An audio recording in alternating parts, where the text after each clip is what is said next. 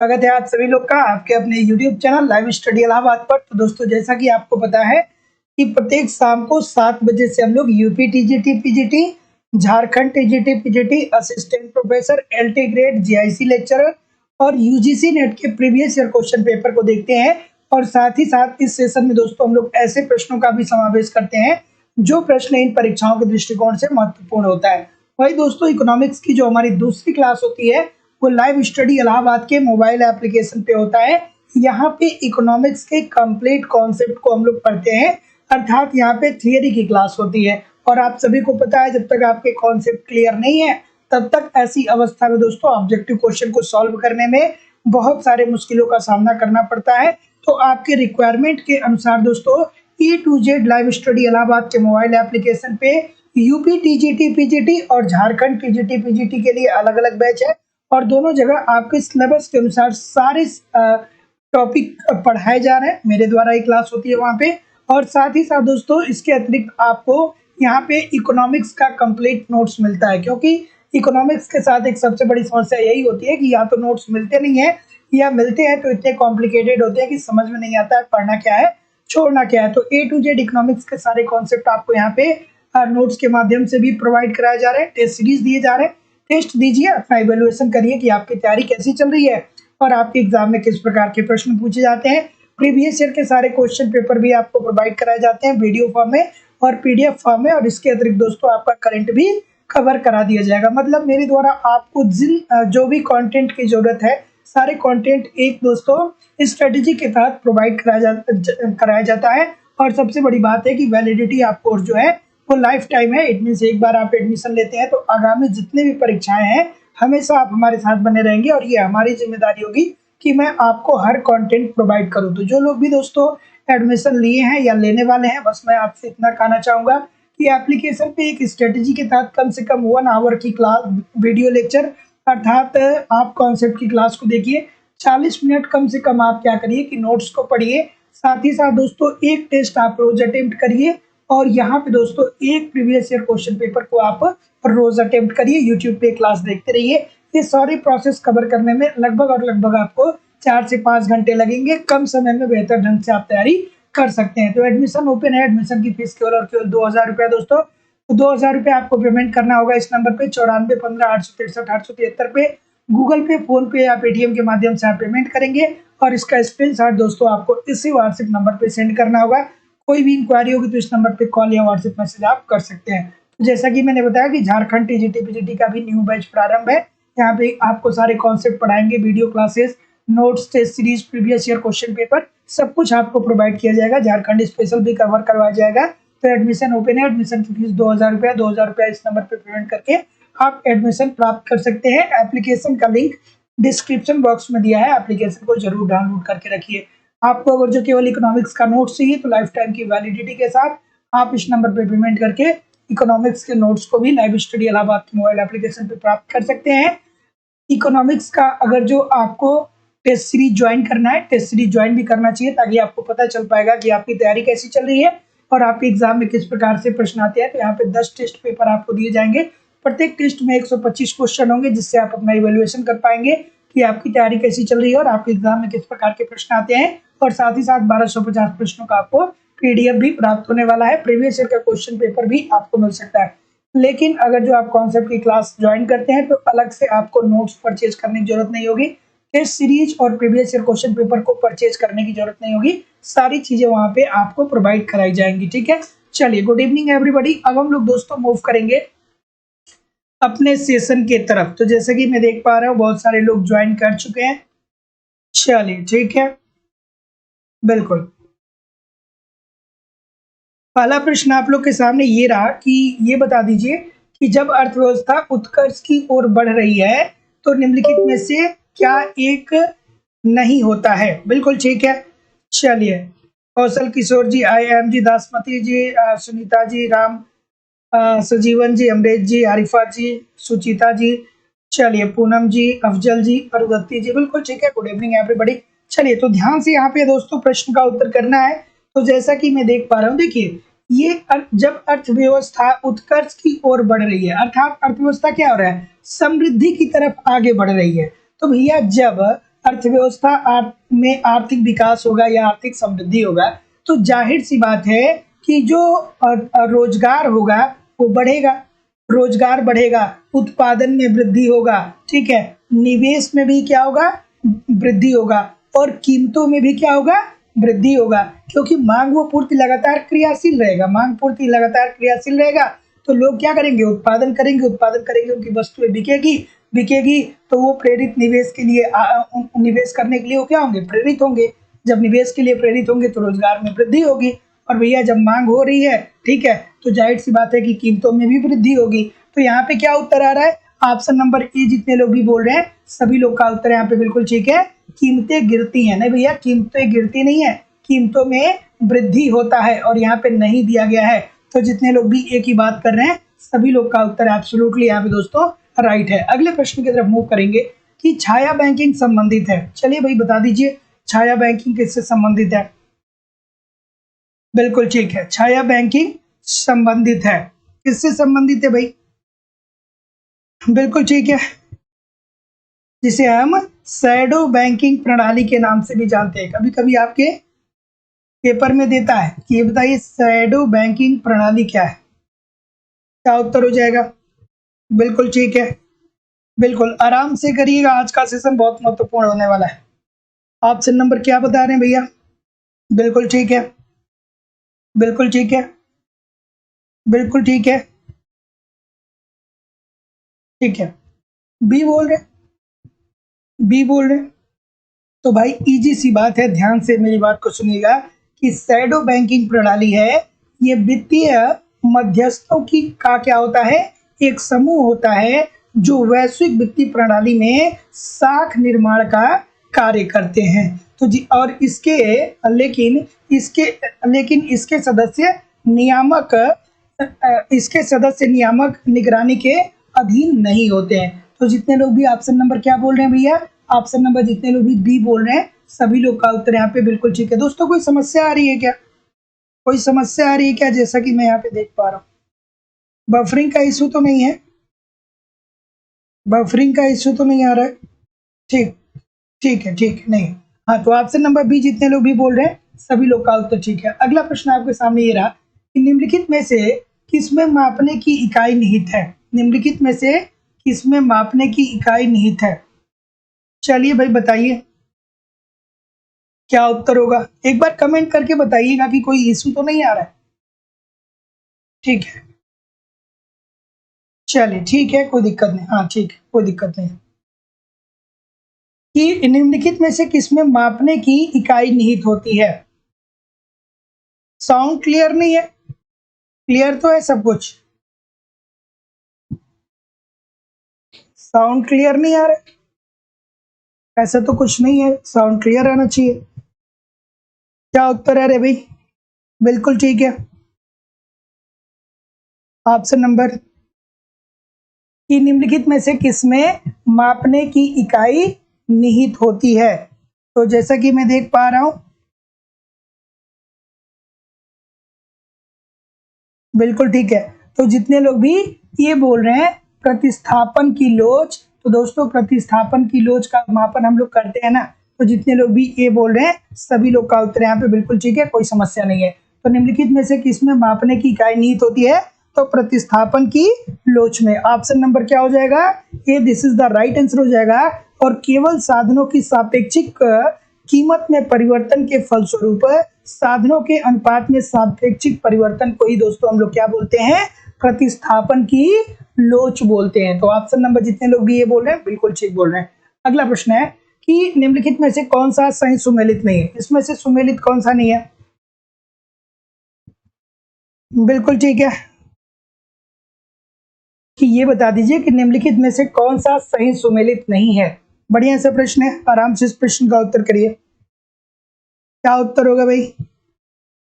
प्रतिनिधि फर्म का विचार किसने दिया था, बता दीजिए मुझे। बिल्कुल ठीक है, चलिए ऑप्शन नंबर क्या होगा भाई? ये ये बोल रहे हैं सभी लोग, सभी लोग ये बोल रहे हैं, और कोई भैया? सभी लोग ए बोल रहे हैं। चलिए भाई, तो जितने लोग भी ए बोल रहे हैं सभी लोग का उत्तर बिल्कुल ठीक है। जो वस्तु विभेद होता है भैया, ये कहाँ पे हम लोग देखते हैं? ये एकाधिकार के अंतर्गत देखते हैं ना। ये कहाँ पे देखते हैं? एकाधिकारिक प्रतियोगिता के अंतर्गत देखते हैं ना दोस्तों। वस्तु विभेद, सॉरी गिफिन वस्तुएं, सॉरी गिफिन वस्तुएं जो होती हैं, इसको हम लोग कहाँ पे देखते हैं? एकाधिकारी प्रतियोगिता के अंतर्गत देखते हैं ना। तो जितने लोग भी ऑप्शन नंबर ए बोल रहे हैं सभी लोग का उत्तर यहाँ पे बिल्कुल ठीक है। वस्तु विभेद जो है वो एकाधिकारिक प्रतियोगिता और सीमांत उत्पादन का मूल्य पूर्ण प्रतियोगिता के अंतर्गत और रहन सहन की लागत उपभोक्ता अतिरिक्त। तो जितने लोग भी ए की बात कर रहे हैं दोस्तों, सभी लोग का उत्तर यहाँ पे बिल्कुल ठीक हो जाएगा। अगला प्रश्न, निम्नलिखित में कौन एक अर्थशास्त्री मांग के संदर्भ में जेबी से भिन्न सोचता था? चलिए भाई, से साहब से कौन भिन्न सोचता था आपको बताना है। ठीक है, बिल्कुल ठीक है। से साहब याद आने चाहिए। पूर्ति अपने मांग का सृजन स्वयं करती है, बाजार का नियम बताते हैं से साहब। इनसे भिन्न कौन सोचता है भैया, बता दीजिए मुझे। इनसे भिन्न कौन सोचता है ये बता दीजिए। ऑप्शन नंबर क्या हो जाएगा? बिल्कुल ठीक है, ये बोल रहे हैं। मालथस साहब की तरफ जा रहे हैं बहुत सारे लोग। और कोई भी है? बिल्कुल ठीक है। और कोई? ये के अलावा और कोई? तो क्या कहते हैं भैया ये मालथस साहब, क्या कहते हैं बताइए। मालथस साहब की तरफ सभी लोग जा रहे हैं, बिल्कुल ठीक है। तो ये क्या कहते हैं मालथस साहब? ये कहते हैं कि प्रत्येक विक्रेता आवश्यक रूप से क्रेता होता है। ठीक है, तो जेबी सिंह साहब का क्या कहना है कि पूर्ति अपनी मांग का सृजन स्वयं करती है। लेकिन मालथस साहब क्या कहते हैं कि प्रत्येक विक्रेता जो होता है वो क्रेता होता है, या प्रत्येक क्रेता जो होता है वो विक्रेता होता है। मतलब जो क्रय करता है वो क्या करेगा? बेचेगा, या जो बेच रहा है वो क्रय करेगा। ठीक है, तो ऑप्शन नंबर क्या हो जाएगा? A, this is the right answer यहाँ पे हो जाएगा। दोनों स्टेटमेंट याद रखिएगा दोस्तों, ये मालथस साहब का भी और जेबीसी साहब का तो सबको पता ही होगा कि पूर्ति अपने मांग का सृजन स्वयं करती है। और मालथस साहब कहते हैं कि प्रत्येक विक्रेता क्या होता है? आवश्यक रूप से क्रेता होता है। अर्थात जब उसे उत्पादन करके किसी चीज को बेचना होता है तो सबसे पहले वो क्या करेगा? वस्तु, कुछ ऐसी वस्तुओं का क्रय करेगा जिससे उत्पादन क्रिया क्या हो सके? संपन्न हो सके। तो जितने लोग भी ए बोल रहे हैं ठीक बोल रहे हैं। अगला, निम्नलिखित में से कौन एक अर्थशास्त्री मुद्रा के मांग सिद्धांत से जुड़ा हुआ नहीं है? बता दीजिए भैया कि निम्नलिखित में से कौन एक अर्थशास्त्री मुद्रा के मांग सिद्धांत से जुड़ा हुआ नहीं है? क्या उत्तर होगा? ऑप्शन नंबर, थोड़ा सा वीडियो को लाइक शेयर जरूर कर दिया करिए। निवेदन है सभी लोगों से, इतने सारे लोग क्लास देख रहे हैं तो लाइक और शेयर की संख्या नहीं भाई। क्यों लाइक और शेयर की संख्या नहीं है? लाइक शेयर कृपया करके थोड़ा सा किया करिए, निवेदन है सभी लोगों से।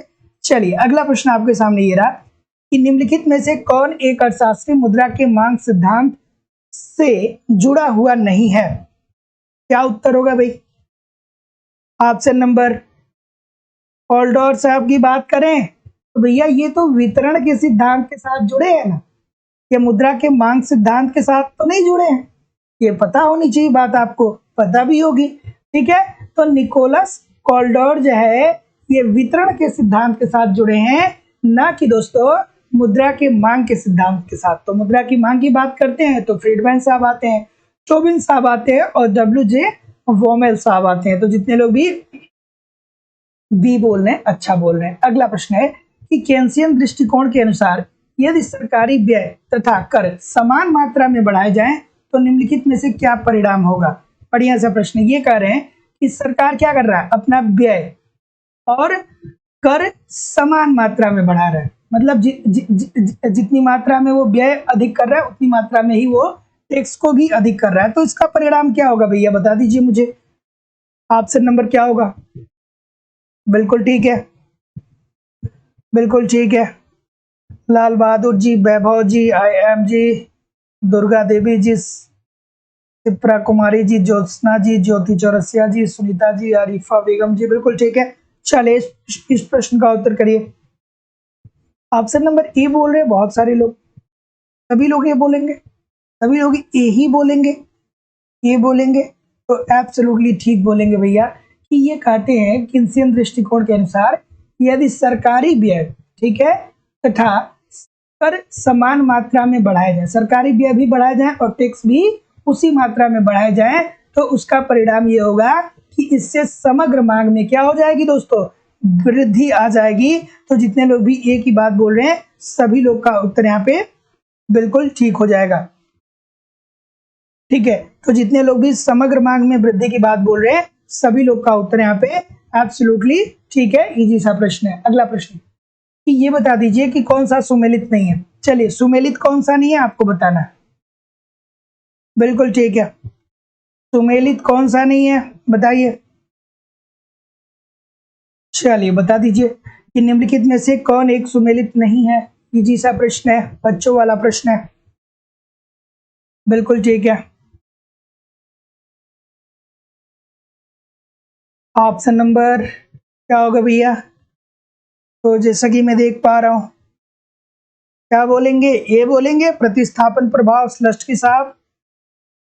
प्रतिस्थापन प्रभाव सामने आ रहा है तो स्लष्ट की और हिग्स याद आ रहे थे कि नहीं आ रहे थे, आने चाहिए, है ना। उसके बाद आगत निर्गत की बात करें तो लियोनतीफ साहब आपको पता ही होगा। क्रीड़ा सिद्धांत थोड़ा सा ध्यान में आप रखिएगा, ठीक है, क्रीड़ा सिद्धांत थोड़ा सा ध्यान में रखिएगा। ये वान न्यूमान से संबंधित है दोस्तों, और जो प्रतिनिधि फर्म का विचार देते हैं वो हिग्स साहब ना दे करके कौन देता है, मार्शल। ठीक है, तो प्रतिनिधि फर्म के साथ कौन जुड़े हुए हैं, मार्शल साहब जुड़े हैं, न कि हिग्स साहब। और प्रतिनिधि फर्म कौन सा होता है भैया, प्रतिनिधि फर्म कौन होता है, याद में आपको दिमाग में आना चाहिए कि प्रतिनिधि फर्म ऐसी फर्में होती हैं जो लंबे समय से अपनी विश्वसनीयता हासिल की हुई होती हैं। ठीक है, अगला प्रश्न, अगला प्रश्न आराम से करिएगा कि निम्नलिखित में से किसने समूह संतुलन का विचार दिया। इजी सी बात है भाई, समूह संतुलन का विचार किसने दिया बता दीजिए। बिल्कुल ठीक है, ऑप्शन नंबर क्या आ रहा है भाई, गलत नहीं होना चाहिए, गलत नहीं होना चाहिए, अच्छा सा प्रश्न है। बिल्कुल ठीक है, ठीक है, ऑप्शन नंबर ए चेम्बरलिन साहब की तरफ सभी लोग जा रहे हैं। ठीक है भैया, तो चेम्बरलिन साहब ने दोस्तों एक एकाधिकृत प्रतियोगिता के अंतर्गत ये बात बताया कि निकट स्थापन वस्तु का उत्पादन करने वाली फर्मों के संगठन को समूह का उन्होंने क्या दिया, नाम दिया। तो जितने लोग भी ऑप्शन नंबर ए बोल रहे हैं सभी लोग का उत्तर यहाँ पे बिल्कुल ठीक हो जाएगा। Chamberlin option number A according to the question this is the right answer हो जाएगा। तो क्या है भैया समूह संतुलन, इट मीन्स की जो स्थापन वस्तुएं हैं उसका उत्पादन करने वाली फर्मों के संगठन के समूह के नाम को ही इन्होंने एक तरीके से समूह संतुलन के आधार पे व्यक्त किया था। तो जितने लोग भी ए बोल रहे हैं ठीक बोल रहे हैं। अगला प्रश्न आपके सामने ये रहा कि फर्म में औसत लागत वक्र में तस्तरी आकार का होना निम्नलिखित में किसमें व्यापक क्रियाशीलता के कारण हो सकता है। अच्छा सा प्रश्न है, थोड़ा आराम से करिएगा, ठीक है, थोड़ा अच्छा सा प्रश्न है, आराम से इस प्रश्न का उत्तर करिएगा। क्या उत्तर होगा भाई, बिल्कुल ठीक है, बिल्कुल ठीक है, आराम से पढ़ेंगे तो प्रश्न की भाषा ही केवल कठिन है, प्रश्न जो है वो बहुत इजी है। ठीक है, तो देखिए फर्म में औसत लागत वक्र के तस्तरी आकार का होना निम्नलिखित में से किसमें व्यापक क्रियाशीलता के कारण हो सकता है। तो यहाँ पे जितने लोग भी ह्रासमान प्रतिफल की बात कर रहे हैं दोस्तों सभी लोग का उत्तर यहाँ पे एब्सोल्युटली ठीक है। तो दोस्तों याद रखिएगा ऐसे प्रश्नों के लिए कॉन्सेप्ट थोड़ा सा आपका क्लियर होना चाहिए। ठीक है, तो फर्म में औसत लागत वक्र में तस्तरी आकार का होना निम्नलिखित में से किसमें व्यापक क्रियाशीलता का कारण हो सकता है। तो ह्रासमान प्रतिफल के अंतर्गत तो ऑप्शन नंबर सी बिल्कुल ठीक है, जैसा कि मैं देख पा रहा हूँ सभी लोग कर भी रहे हैं। अगला प्रश्न बच्चों वाला आ गया कि ये बता दीजिए कि निम्नलिखित में से किस बाजार प्रारूप में अनुकूलतम दशाओं में उत्पादन क्षमता में आधिक्य उपस्थित नहीं रहेगा। देखिए फिर मैं बता रहा हूं दोस्तों, पूर्ण प्रतियोगिता, अपूर्ण प्रतियोगिता, एकाधिकार, द्वयाधिकार, ठीक है, यहाँ से प्रश्न देखने में बहुत इजी लगते हैं, लेकिन यहीं पर सबसे ज्यादा गलतियां एग्जामिनेशन हॉल में होती है। देखने में प्रश्न बहुत इजी लगेंगे, लेकिन या तो आप एग्जामिनेशन हॉल में कंफ्यूज हो जाएंगे या अति उत्साह में आके प्रश्नों का उत्तर गलत कर देंगे। तो इन बातों पे आप जरूर ध्यान रखिएगा। बेसिकली एकाधिकार, अल्पाधिकार, पूर्ण प्रतियोगिता, अपूर्ण प्रतियोगिता, साथ ही साथ में इंडियन इकोनॉमी की बात करें तो जो राष्ट्रीय आय वाला चैप्टर है वो बहुत कंफ्यूज करता है। तो जब भी ये सारी चीजें है ना, तो जब आप कॉन्सेप्ट पढ़ते हैं ना तो आपको बहुत इजी लगेगा, लेकिन ये कंफ्यूजन बहुत क्रिएट करता है। या तो आपको अति उत्साहित कर देगा या तो हतोत्साहित कर देगा। ठीक है, अगला प्रश्न आपके सामने ये रहा, बता दीजिए भाई। चलिए, ऑप्शन नंबर बिल्कुल ठीक है, सी बोल रहे हैं, सी बोल रहे हैं, बिल्कुल ठीक है, सी बोल रहे हैं कि पूर्ण प्रतियोगिता के अंतर्गत। ठीक है, तो जितने लोग भी पूर्ण प्रतियोगिता की बात बोल रहे हैं सभी लोग का उत्तर बिल्कुल ठीक है।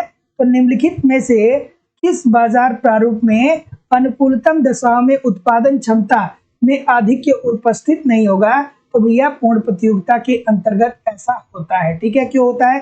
क्योंकि भैया पूर्ण प्रतियोगिता की प्रॉपर्टीज है, क्रेता विक्रेता सभी होते हैं, बाजार का ज्ञान सभी होता है, तो जितनी मांग होती है उसी के अनुसार पूर्ति होती है। ठीक है, option number C this is the right answer हो जाएगा। अगला प्रश्न ये रहा कि काव डगलस उत्पादन फलन में उत्पादन फलन के साधनों का घातांक निम्नलिखित में से किन्हें प्रदर्शित करता है? नीचे लिखे कूट से उत्तर दीजिए। चलिए भैया, कूट के द्वारा उत्तर मिलाइए। चलिए, बढ़िया सा प्रश्न है, थोड़ा सा आराम से करिएगा। चलिए, काव डगलस उत्पादन फलन में उत्पादन फलन के साधनों का घातांक निम्नलिखित में से किन्हें प्रदर्शित करता है? आपको कूट मिलाना है। चलिए भैया, काव डगलस को पढ़े होंगे तो जानते होंगे, काव डगलस को पढ़े होंगे तो जानते होंगे। ठीक है, बिल्कुल ठीक है। ऑप्शन नंबर क्या बोल रहे हैं भाई? कुछ लोग सी कह रहे हैं। भैया अगर जो आप सी कह रहे हैं तो प्रतिस्थापन की लोच एक होती है, जो हमने आपको दसन बार पढ़ाया है। कहाँ भूल गए? हाँ, सी क्यों बोल रहे? सी क्यों बोल रहे? भैया काव डगलस उत्पादन फलन के अंतर्गत तो हम लोग देखते हैं ना कि जो प्रतिस्थापन की लोच होती है वो इकाई के बराबर होती है। तो इसमें गलत क्या है भाई? तो सी क्यों कर रहे? उत्पादन की लोच होती ही है, प्रतिस्थापन की लोच होती ही है, और उत्पादन के साधनों का हिस्सा भी होता है। तो यहाँ पे तो ऑप्शन नंबर क्या होना चाहिए? ये होना चाहिए ना, उपरोक्त तीनों की बात होनी चाहिए ना। तो जितने लोग भी ऑप्शन नंबर ए की बात कर रहे हैं सभी लोग का उत्तर यहाँ पे दोस्तों बिल्कुल ठीक हो जाएगा। ठीक है, तो काव डगलस उत्पादन फलन जो है ये प्रतिस्थापन की लोच, उत्पादन की लोच और उत्पादनों में साधनों का हिस्सा, इन तीनों बातों को प्रकट करता है। तो option number A according to the question this is the right answer हो जाएगा। बहुत सारे लोग गलत कर रहे हैं, गलत नहीं करना था यार, क्यों गलत कर रहे हैं? अगला प्रश्न, बच्चों वाले प्रश्न को गलत कर रहे हैं। अगला प्रश्न ये रहा कि पूर्ण प्रतियोगिता की दशा में उत्पादक का अल्पकालीन पूर्ति वक्र होता है। चलिए बता दीजिए। चलिए थोड़ा आराम से करिएगा। ठीक है, कि पूर्ण प्रतियोगिता की दशा में उत्पादक का अल्पकालीन पूर्ति वक्र होता है, कैसा? ठीक है, क्या उत्तर होगा भाई? ऑप्शन नंबर बिल्कुल ठीक है, बिल्कुल ठीक है, बिल्कुल ठीक है। क्या उत्तर आ रहा है? ऑप्शन नंबर जैसा कि मैं देख पा रहा हूं सी बोल रहे। ठीक है, सी बोल रहे।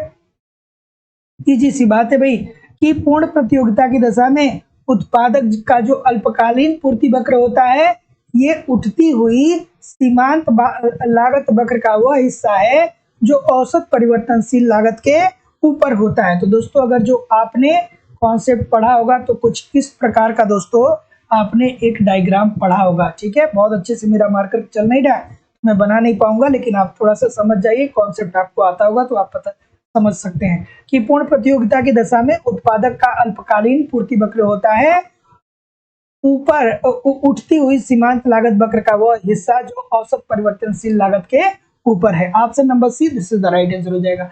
अगला, एक प्रतिस्पर्धी फर्म के उत्पादन पर कर लगाया गया है। नया लाभ अधिकतमीकरण उत्पादन होगा। बेहतरीन सा प्रश्न है, थोड़ा आराम से करिएगा, ठीक है। मजेदार सा प्रश्न है। क्या उत्तर होगा भाई? ऑप्शन नंबर, ठीक है, गलत नहीं होना चाहिए, कॉमन सेंस की बात है, ठीक है, कॉमन सेंस की बात है यहाँ पे। बहुत इकोनॉमिक्स नहीं भी पता होगा तो भी आप इस प्रश्न का उत्तर कर सकते हैं, ठीक है। तो आपका उत्तर क्या आना चाहिए? ई आना चाहिए। क्या? बिल्कुल ठीक आ रहा है कि एक प्रतिस्पर्धी फर्म के उत्पादन पर कर लगाया जाता है। भैया जब आप टैक्स लगाने लगेंगे तो नया लाभ अधिकतमीकरण उत्पादन क्या होगा? पिछले उत्पादन से कम हो जाएगा। मान लीजिए कि कोई एक फर्म है, पहले वो 100 रुपये उत्पादन पे खर्च कर रही थी, अब आपने टैक्स लगा दिया, टैक्स के रूप में आपने 10 रुपया उससे ले लिया, अब आप 90 रुपये ही क्या करेंगे दोस्तों कि उत्पादन प्रक्रिया में लगाएंगे। जब आप पहले 100 रुपये लगाते थे, अब 90 रुपये लगाएंगे, तो पिछले उत्पादन से जाहिर सी बात है कि कम होगा। तो जितने लोग उत्पादन का स्तर जो होगा वो पिछले उत्पादन से कम हो जाएगा। तो ये जैसी बात है भाई, बच्चों वाली बात है। अगला प्रश्न, दवा बनाने वाली कंपनी द्वारा दवा के शोध एवं विकास पर किया गया व्यय उदाहरण है। अब देखिए, ये तो प्रश्न हमने कई बार करवाया, ये प्रश्न हमने कई बार करवाया है भाई, ठीक है। लेकिन ध्यान रखिएगा, अगर जो आप क्या कर रहे हैं, किसी शोध पर व्यय कर रहे हैं, ठीक है, तो उसे किस लागत के अंतर्गत रखा जाएगा? ऑप्शन नंबर क्या बोल रहे हैं भाई? ए बोल रहे हैं सभी लोग बोल रहे हैं ए, ठीक बोल रहे हैं भाई। इसे निमज्जित लागत या संक कॉस्ट बोला जाता है। तो option number A according to the question this is the right answer हो जाएगा। अगर जो शोध पे पैसा व्यय हो रहा है तो इसे हम किस में रखेंगे? निमज्जित लागत पे रखेंगे। स्थिर लागत क्या होता है? थोड़ा सा उदाहरण दे दीजिएगा, स्थिर लागत का उदाहरण मुझे दे दीजिएगा थोड़ा सा कि स्थिर लागत क्या होता है भाई। अगला प्रश्न है कि वर्तमान समय में व्यय का आधार वर्ष के मध्य से अनुपात जो आधार वर्ष में वस्तु के समूह की खरीदी पर व्यक्त किया गया है प्रदान करता है। चलिए भाई, आराम से करिए इस प्रश्न का उत्तर। बिल्कुल ठीक है,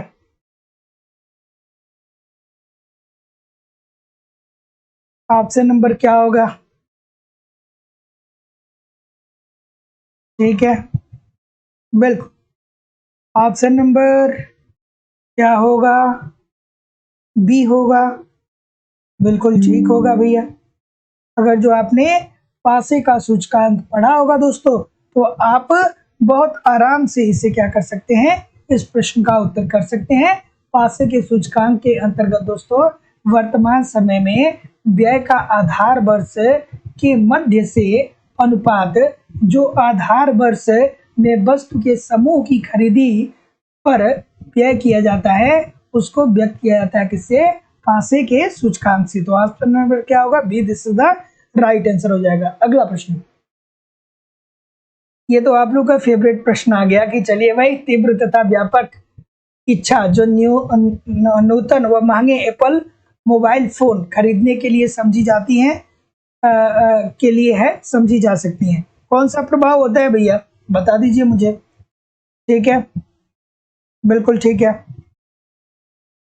ठीक है, ठीक है, ठीक है, ठीक है। तो जितने लोग भी क्या बोलेंगे, ये बोलेंगे, ठीक है, थोड़ा सा जल्दी बोलिए ऑप्शन नंबर ए, क्योंकि भी स्नाप प्रभाव सभी लोग जानते हैं। इसके अंतर्गत एक तरीके से क्या होता है दोस्तों कि जब वस्तुएं महंगी होती हैं, जब वस्तुओं की कीमतों में वृद्धि आती है, तो समाज का एक वर्ग ऐसा होता है जो मांग को कम कर लेता है, लेकिन वही समाज का जो दूसरा वर्ग होता है वो अपने मांग में कमी नहीं करता है। ठीक है, वो इस बात को रिप्रेजेंट करने का प्रयास करता है कि वो क्या है, अमीर है या उसके शौक जो हैं वो बड़े हैं। ठीक है, तो जितने लोग भी ऑप्शन नंबर ए बोल रहे हैं कि तीव्र तथा व्यापक इच्छा जो नूतन व महंगे एप्पल फोन खरीदने के लिए हैं समझी जा सकती हैं स्नाप प्रभाव से। Option number A this is the right answer हो जाएगा। अगला, एक अधिकारी निम्नलिखित में से क्या निर्धारित कर सकता है? किसी का भी उत्तर गलत नहीं होना चाहिए भैया। ठीक है, गलत नहीं होना चाहिए। एक अधिकारी की बात कर रहा है तो भैया जब भी एकाधिकारी की बात आ जाए तो आपको पता होना चाहिए कि जो एकाधिकारी होता है वो दो तरीके से अपने लाभ को अधिकतम करता है। पहला क्या करेगा? पहला तो ये करेगा कि बाजार में जितनी वस्तुओं की मांग है उससे ये क्या करेगा? उससे ये कम उत्पादन करेगा। ठीक है, जितनी मांग है उससे कम पूर्ति करेगा। ठीक है, मतलब मांग ज्यादा है और पूर्ति क्या है भैया? ये पूर्ति कम करेगा। तो ऐसी स्थिति में वस्तुएं की मांग ज्यादा रहेंगी, पूर्ति ये कम करेगा, तो क्या होगा कि वस्तुओं की कीमतों में वृद्धि होगी। कीमतों में वृद्धि होगी तो ये अप्रत्याशित लाभ कमाएगा। दूसरी अवस्था में क्या करता है कि पूर्ति को मांग के बराबर कर देगा और इसमें क्या करेगा कि अपने उत्पादन स्तर को क्या कर देगा? इतना बढ़ा देगा कि जितना बाजार में वस्तुओं की मांग हो रही है उसके अनुसार वो पूर्ति करता है। तो यहाँ पे क्या होता है कि उसे कीमत को कम करना पड़ता है। पहली अवस्था में कीमत में वृद्धि करेगा तो काम चल जाएगा, लेकिन दूसरी अवस्था में उसे क्या करना पड़ता है? कीमतों में कमी करना पड़ता है। तो यहाँ पे कम मार्जिन से ज्यादा वस्तुओं को बेच के लाभ कमाता है और यहाँ पे दोस्तों कम वस्तुओं को बेच करके कम वस्तुओं को बेचता है, लेकिन कीमतें इसकी क्या होती है? अत्यधिक होती हैं। तो जितने लोग भी ऑप्शन नंबर बी बोल रहे हैं या तो कीमत या उत्पादन को, सभी लोग का उत्तर यहाँ पे बिल्कुल ठीक है दोस्तों। लेकिन एक बार में एक ही को निर्धारित कर सकता है, या तो कीमत को या तो उत्पादन को। ठीक है, दोनों को एक साथ वो निर्धारित नहीं कर सकता है। अगला प्रश्न है, आराम से करिएगा, कि निम्नलिखित में से कौन एक नियम यह व्याख्या करता है कि खाद्य पदार्थ पर होने वाले व्यय आय स्तर में वृद्धि के साथ घटता जाता है? महत्वपूर्ण प्रश्न है, बहुत बार ये प्रश्न आया। ठीक है, अगला प्रश्न, क्या उत्तर होगा भाई? ऑप्शन नंबर जैसा कि मैं देख पा रहा हूं, बिल्कुल ठीक है, बिल्कुल ठीक है। क्या पढ़े हैं आपने? कोई नियम पढ़ा है इसके संदर्भ में? पढ़े होंगे जरूर भाई, नहीं पढ़े होंगे तो आज जान लीजिए, सीधी सी बात है। ठीक है, आज के बाद कभी भूलिएगा नहीं। ये होता है दोस्तों एंजिल का नियम। एंजिल साहब क्या कहते हैं अपने नियम के अंतर्गत कि एक व्यक्ति की जब आय में वृद्धि होती है ना, तो आय में वृद्धि बहुत तेजी से चला जाता है, लेकिन उसके अनुपात में उपभोग पर जो व्यय होता है वो क्या होता है? कम हो जाता है या घटता चला जाता है। तो जितने लोग भी ऑप्शन नंबर डी बोल रहे हैं ठीक बोल रहे हैं। अगला प्रश्न, चलिए भैया, ठीक है, इस प्रश्न का उत्तर करिए कि उत्पादन क्रिया की प्रथम अवस्था में वृद्धिमान प्रतिफल नियम क्रियाशील होता है। प्रथम अवस्था, कितनी अवस्थाएं याद आनी चाहिए? पहली वृद्धिमान, दूसरी संतुलन की अवस्था जो सर्वोत्तम होती है, जहां पे एक फर्म क्या होता है? संतुलन के स्तर पे विद्यमान होता है, अपने उत्पादन साधनों से अधिकतम उत्पादन कर पाता है। और तीसरा क्या होता है भैया? ह्रासमान, फर्म फिर भी नहीं मानता है, उत्पादन के कारकों को बढ़ाता चला जाता है, तो उसमें क्या होने लगती है? हानि आने लगती है। तीनों कंडीशन याद होगा, जरूर याद होना चाहिए। ठीक है, ये प्रश्न बता दीजिए मुझे। डी बोल रहे हैं सभी लोग? डी बोल रहे हैं सभी लोग? सभी लोग डी बोल रहे हैं भाई, ऐसा क्या है डी में? ठीक है, तो जितने लोग भी डी बोल रहे हैं भाई, आप बहुत अच्छा बोल रहे हैं कि कुछ साधनों की अविभाज्यता के कारण इसमें इंप्रूवमेंट किया जाएगा और विशिष्टीकरण में क्या होगा दोस्तों? वृद्धि होगा। श्रम क्या होगा? श्रम में विशिष्टीकरण पाया जाएगा। तो जितने लोग भी ए और बी दोनों बोल रहे हैं, सभी लोग का उत्तर यहाँ पे एब्सोल्युटली ठीक है।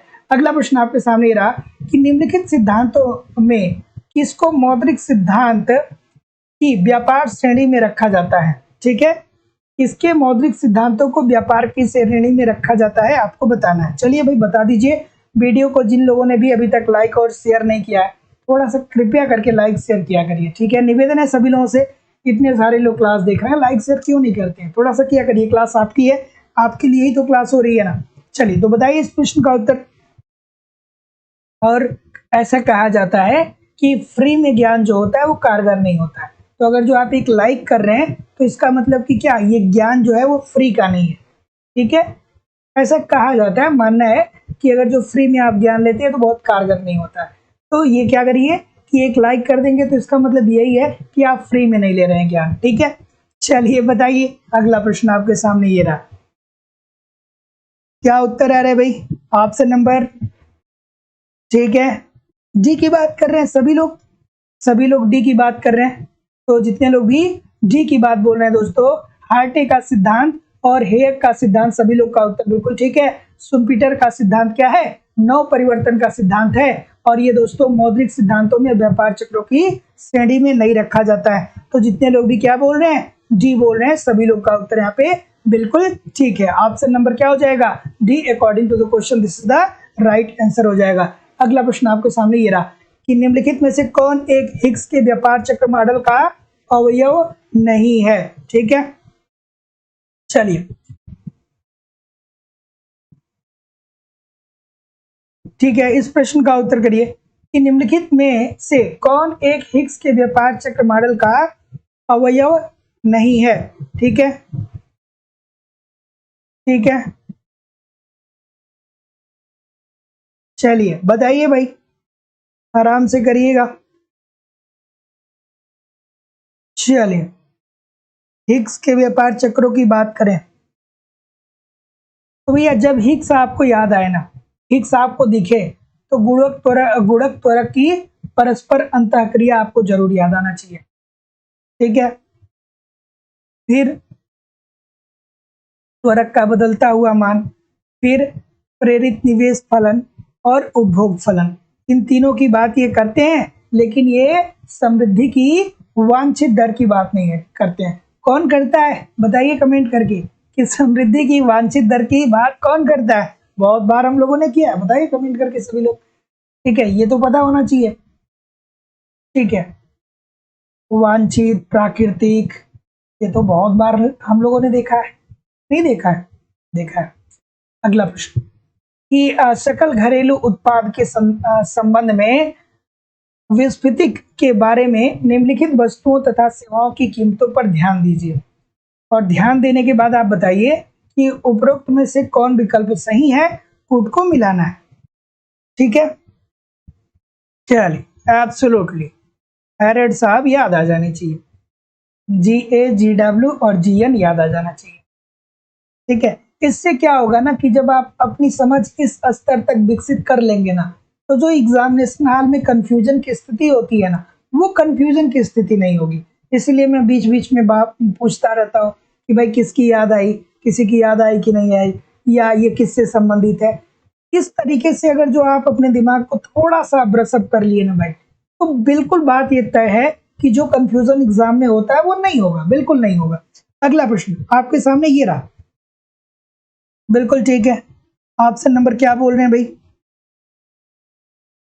चलिए, क्या होगा? बहुत सारे लोग कहेंगे सर ऐसे प्रश्नों में उपरोक्त सभी ही सही हो जाते हैं, है ना।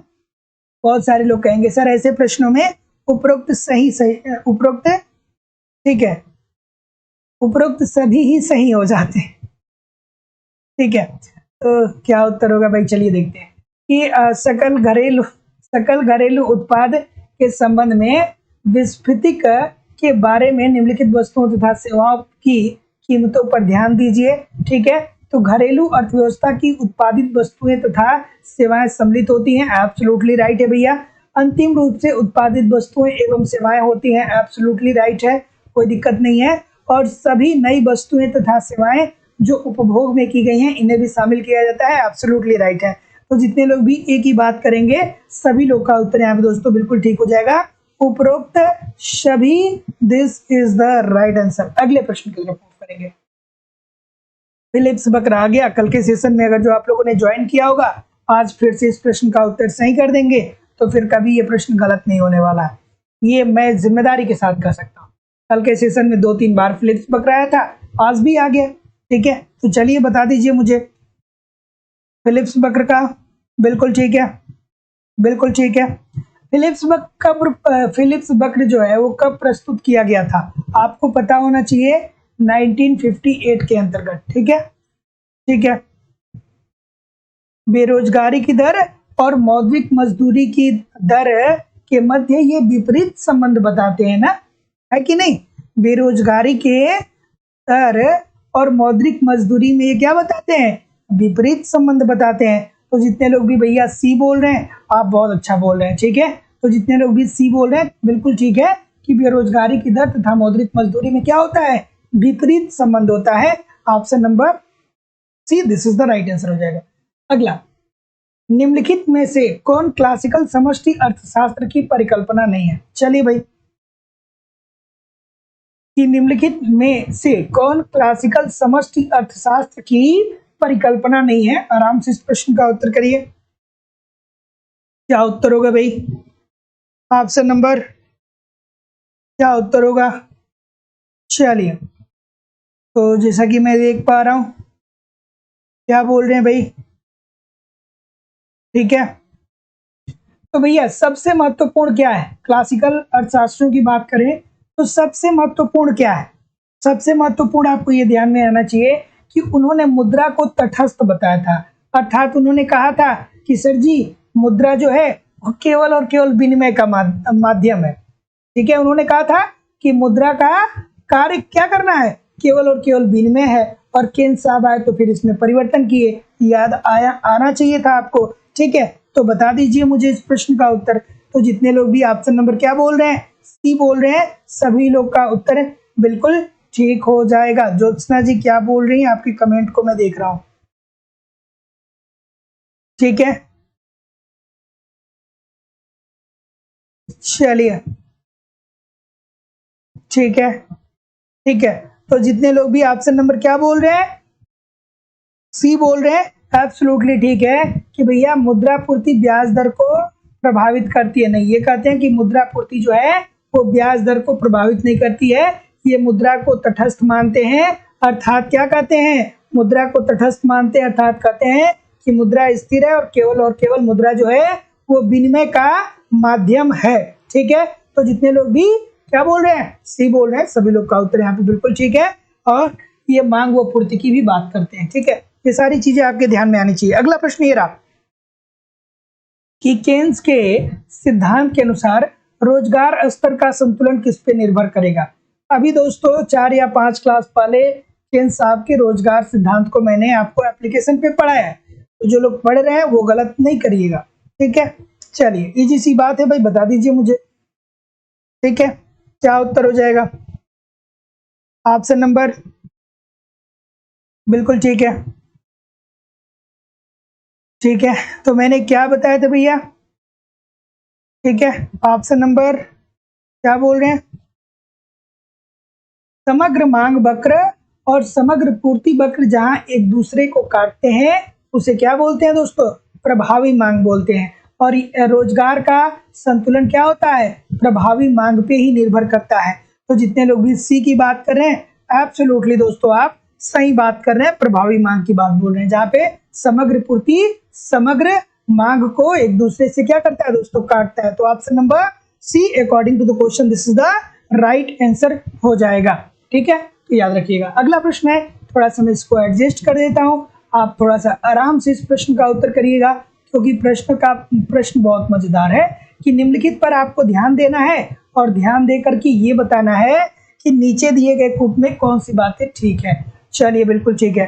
तो दोस्तों जो लोग भी अभी तक हमारे साथ यूपी टीजीटी पीजीटी के लिए जुड़े हैं या झारखंड टीजीटी पीजीटी के लिए जुड़े हैं, तो मैं आपसे बता दूं कि इकोनॉमिक्स की जो दूसरी क्लास होती है वो लाइव स्टडी इलाहाबाद के मोबाइल एप्लीकेशन पे होती है। यहाँ पे इकोनॉमिक्स से संबंधित A to Z complete concept को हम लोग पढ़ते हैं। साथ ही साथ कंप्लीट आपको इकोनॉमिक्स के नोट्स दिए जाते हैं, बहुत सारे प्रैक्टिस पेपर दिए जाते हैं। प्रैक्टिस करते रहिए। ऑनलाइन टेस्ट आपका होता है, प्रीवियस ईयर के क्वेश्चन पेपर आपको प्रोवाइड कराए जाते हैं और करंट भी आपका कवर करा दिया जाएगा। तो यूपी टीजीटी पीजीटी का अलग बैच है, झारखंड टीजीटी पीजीटी का अलग बैच है। ईमानदारी से जितना मेरे द्वारा प्रयास किया जा रहा है उतना प्रयास आप भी करते रहिए दोस्तों। कम समय में सारी चीजों को बेहतर ढंग से आप क्या कर सकते हैं कि सीख सकते हैं। आराम से टेस्ट सीरीज दीजिए, कॉन्सेप्ट को पढ़िए, एक पेपर रोज वहाँ पे अटेम्प्ट करिए, सब कुछ आपका कवर हो जाएगा। तो एडमिशन ओपन है, एडमिशन की फीस केवल और केवल 2000 रुपया दोस्तों। तो 2000 रुपया आपको इस नंबर पे पेमेंट करना होगा, गूगल पे, फोन पे या पेटीएम के माध्यम से, और उसका स्क्रीनशॉट आपको इसी व्हाट्सएप नंबर पे सेंड करना होगा। कोई भी इंक्वायरी होगी तो इस नंबर पे कॉल या व्हाट्सएप मैसेज आप कर सकते हैं। चलिए भाई बता दीजिए इस प्रश्न का उत्तर। तो ऑप्शन नंबर सी बोल रहे हैं, बहुत सारे लोग ऑप्शन नंबर सी बोल रहे हैं। तो जितने लोग भी सी बोल रहे हैं, सी बोल रहे हैं, ठीक है। देखिए निम्नलिखित कथनों पे आपको ध्यान देना है, और ये कह रहा है कि उपरोक्त में से कौन उपाय भारत में निजी बैंकों को पूंजी पर्याप्तता बढ़ाने हेतु उपलब्ध है। मतलब निजी बैंकों में पूंजी पर्याप्तता बढ़ाने के लिए उपलब्ध है की बात कर रहा है, ठीक है, ठीक है। तो देखिए ध्यान से पढ़िएगा, इसके अंतर्गत दोस्तों क्या आता है, इसके अंतर्गत दोस्तों आता है कि अंश पूंजी का ये क्या करे, निर्गम करे, ठीक है। तो दोस्तों ये क्या करे कि इशू ऑफ इक्विटी कैपिटल, आप लोग जानते ही हैं। उसके बाद दोस्तों सरकार से ये क्या कर सकता है, सरकार से ये ऋण भी प्राप्त कर सकता है। विश्व बैंक से ऋण नहीं भैया, विश्व बैंक से नहीं ऋण प्राप्त कर सकता है, क्योंकि ये निजी बैंकों की बात कर रहा है, ठीक है। तो ऑप्शन नंबर क्या हो जाएगा, सी, केवल 1 और 2 जो होगा वो राइट आंसर हो जाएगा। अगला प्रश्न कि यदि भी मुद्रा का मूल्य तथा पी कीमत स्तर को दर्शाए तो मुद्रा का मूल्य किससे प्रदर्शित होगा। देखिए ये प्रश्न दोस्तों मैं फिर आपको बता दूं कि बहुत गलतियां करवाता है, बहुत गलतियां करवाता है ये प्रश्न। बहुत सारे लोग बहुत गलतियां करते हैं। वो सोचते हैं कि भैया मुद्रा के मूल्य और मुद्रा का मूल्य जो भी है और जो कीमत का स्तर है उसे जिससे हम पी से इंडिकेट करते हैं, इन दोनों में विपरीत संबंध होता है। तो वो बहुत तेजी से क्या करते हैं, पी अपान भी कर देते हैं, हाँ ठीक है। वो सोचते हैं कि मुद्रा का मूल्य जो होगा वो क्या हो जाएगा, भी हो जाएगा, और कीमत स्तर क्या हो जाएगा, पी हो जाएगा, ठीक है। तो वो क्या कर देंगे, ऑप्शन नंबर बी की तरफ चले जाएंगे और सोचेंगे भैया बहुत इजी सा प्रश्न सर आज आ गया था। तो देखिए भी इज इक्वल टू क्या होता है, मुद्रा का मूल्य व्युत्क्रमानुपाती होता है कीमत स्तर के, B is equal to 1 upon P होता है। तो जितने लोग भी ए की बात बोल रहे हैं सभी लोग का उत्तर यहाँ पे बिल्कुल ठीक हो जाएगा। Option number A according to the question this is the right answer हो जाएगा। अगला प्रश्न, खुले बाजार की क्रियाओं से तात्पर्य है। चलिए भाई बताइए। तो मुद्रा के मूल्य और कीमत स्तर में क्या होता है, विपरीत संबंध होता है, अर्थात B is equal to 1 upon P, ठीक है। बहुत सारे लोग गलती करते हैं इसलिए मैंने थोड़ा सा यहाँ पे जोड़ देके बताया। अगला प्रश्न है कि खुले बाजार की क्रियाओं से तात्पर्य है। चलिए भैया खुले बाजार की क्रियाओं से संबंध किसका है, सबसे पहली बात तो दिमाग में ये आना चाहिए, तो भैया याद आना चाहिए हमारे देश का केंद्रीय बैंक कौन है, आरबीआई है, ठीक है। तो भैया आरबीआई से खुले बाजार की क्रियाओं का संबंध है, तो बताइए मुझे, ठीक है। तो ऑप्शन नंबर क्या बोलेंगे, बिल्कुल ठीक है। तो खुले बाजार की क्रियाओं से तात्पर्य क्या होता है दोस्तों, कि केंद्रीय बैंक के द्वारा विभिन्न प्रकार की परिसंपत्तियों एवं प्रतिभूतियों के क्रय विक्रय से होता है। तो जितने लोग भी बी बोल रहे हैं सभी लोग का उत्तर यहाँ पे बिल्कुल ठीक हो जाएगा, केंद्रीय बैंक द्वारा सरकारी प्रतिभूतियों का क्रय विक्रय। Option number B according to the question this is the right answer हो जाएगा। ये किस नीति के अंतर्गत आता है, मौद्रिक नीति के अंतर्गत आता है। अगला प्रश्न है छोटा सा है कि ये बता दीजिए कि त्वरक का संबंध निम्नलिखित में से किसके प्रभाव से है। चलिए भैया त्वरक, गुणक त्वरक, ये दोनों बातें। चलिए त्वरक की अवधारणा सर्वप्रथम किसने दिया था, याद आना चाहिए। त्वरक की अवधारणा सर्वप्रथम किसने दिया, याद आना चाहिए। त्वरक की अवधारणा को विकसित करने का श्रेय किसको जाता है, ये भी याद आना चाहिए, ठीक है। तो त्वरक की अवधारणा सर्वप्रथम दोस्तों ऑस्ट्रेलियन के द्वारा 1913 में दिया गया था। बाद में त्वरक सिद्धांत का व्यापक रूप से जो प्रतिपादन किया गया वो जेबी क्लार्क साहब के द्वारा किया गया। किसके द्वारा किया गया, जेबी क्लार्क साहब के द्वारा किया गया, ठीक है। तो ऑप्शन नंबर क्या होगा, डेल्टा आई अपान डेल्टा सी की बात करते हैं भैया। तो जितने लोग भी डी बोल रहे हैं उपभोग पर, सभी लोग का उत्तर यहाँ पे बिल्कुल ठीक है। पूंजी उत्पाद अनुपात पर ये क्या करता है दोस्तों, निर्भर करता है। तो त्वरक का संबंध निम्नलिखित में से किसके प्रभाव से है, तो उपभोग के प्रभाव से है। ऑप्शन नंबर क्या हो जाएगा, D according to the question this is the right answer हो जाएगा। यह उपभोग में परिवर्तन का निवेश पर प्रभाव को प्रदर्शित करता है कि उपभोग पर निवेश का प्रभाव क्या होता है। तो ऑप्शन नंबर डी बिल्कुल ठीक है। तो अफ्टेलियन पहली बार और व्यापक रूप से प्रतिपादित करने का कार्य जेबी क्लार्क साहब को जाता है। ठीक है, अगला प्रश्न है कि ये बता दीजिए कि निम्नलिखित में से किस वित्त आयोग में प्रथम बार यह सुझाव दिया कि राज्य पंचायतों व नगर पालिकाओं के संसाधनों में वृद्धि करने हेतु उपाय करें। ठीक है, देखिए दोस्तों, प्रत्येक दिन 7 बजे से आपकी क्लास रोज होती है। इस बीच संडे को केवल क्लास नहीं हो पा रहा है, अदरवाइज रोज आपकी क्लास होती है। तो जिन लोगों ने भी चैनल को सब्सक्राइब नहीं किया है वो सब्सक्राइब करके बेल आइकन को दबा लीजिए। हम लोग तब तक बने रहेंगे जब तक कि आपका एग्जाम नहीं हो जाता। और मैं दोस्तों विश्वास से कह रहा हूं कि मेरा ये उद्देश्य है कि आप बेहतर करें, और बेहतर तभी करेंगे जब आप रेगुलर प्रैक्टिस करेंगे। ठीक है, चलिए बताइए क्या उत्तर होगा भाई। ऑप्शन नंबर सी बोल रहे हैं सभी लोग, 11वें की बात कर रहे हैं। और कोई भैया 11वें की बात बोल रहे हैं। ठीक है, 11वां वित्त आयोग की बात अगर जो कर रहे हैं भाई, सॉरी 11वें की अगर जो बात दोस्तों वित्त आयोग की कर रहे हैं, तो इसकी अवधि कब से कब तक थी? 2000 से लेकर के 2005 तक थी कि नहीं थी? ठीक है, 2000 से लेकर 2005 तक थी। और इसमें जितने लोग भी सी बोल रहे हैं सभी लोग का उत्तर यहाँ पे बिल्कुल ठीक है। और इसके अध्यक्ष जो थे वो कौन थे? खुसरो साहब थे। तो याद रखिएगा इनका नाम भी। तो निम्नलिखित में से किस वित्त आयोग में प्रथम बार यह सुझाव दिया गया कि राज्य पंचायतें व नगर पालिकाओं के संसाधनों में वृद्धि करने हेतु उपाय किया जाए या करें? ये दोस्तों 11वें वित्त आयोग के अंतर्गत किया गया, और इसका समय कब आता है?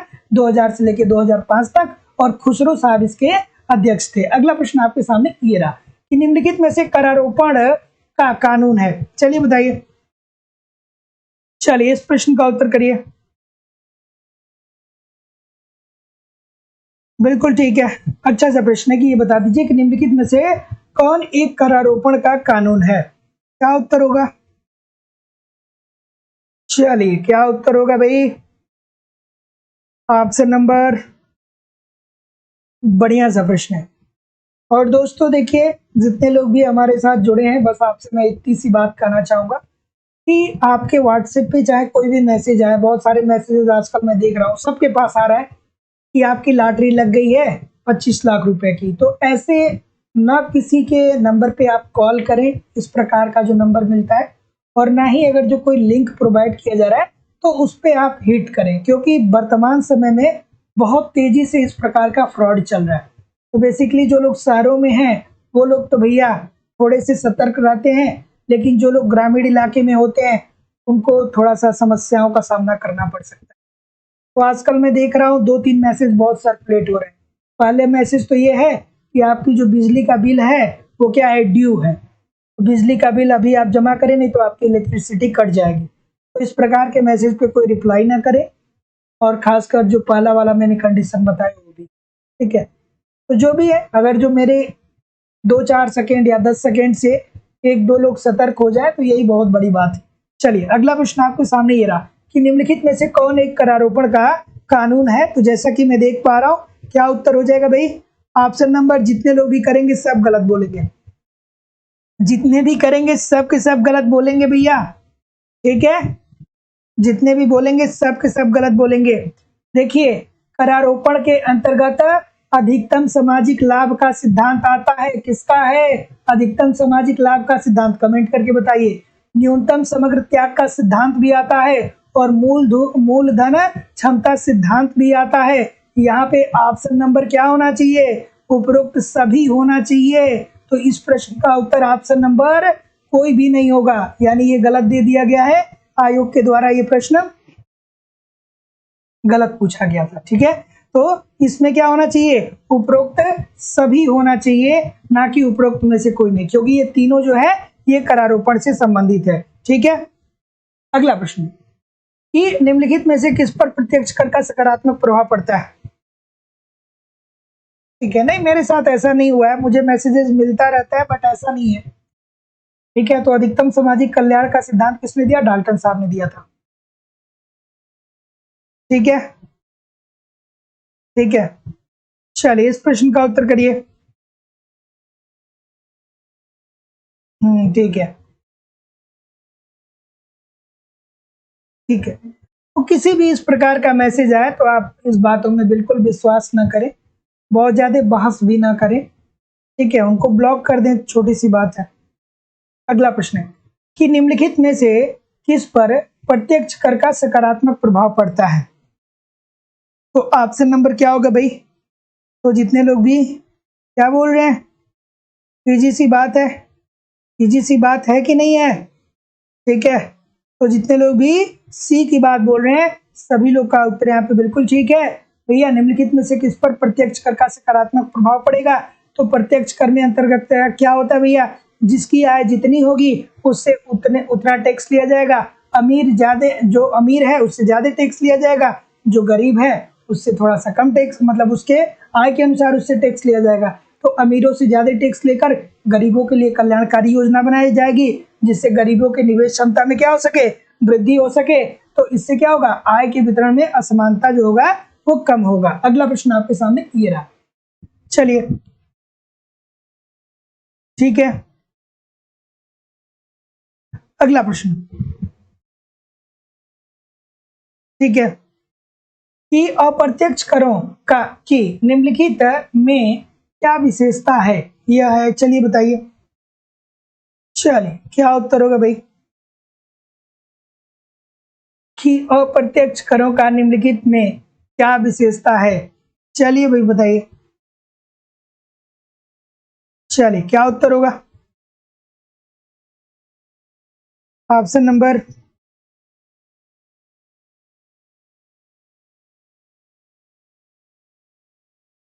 अच्छा अप्रत्यक्ष कर की बात बोल रहा है, अप्रत्यक्ष कर की बात बोल रहे हैं ना? बिल्कुल ठीक है।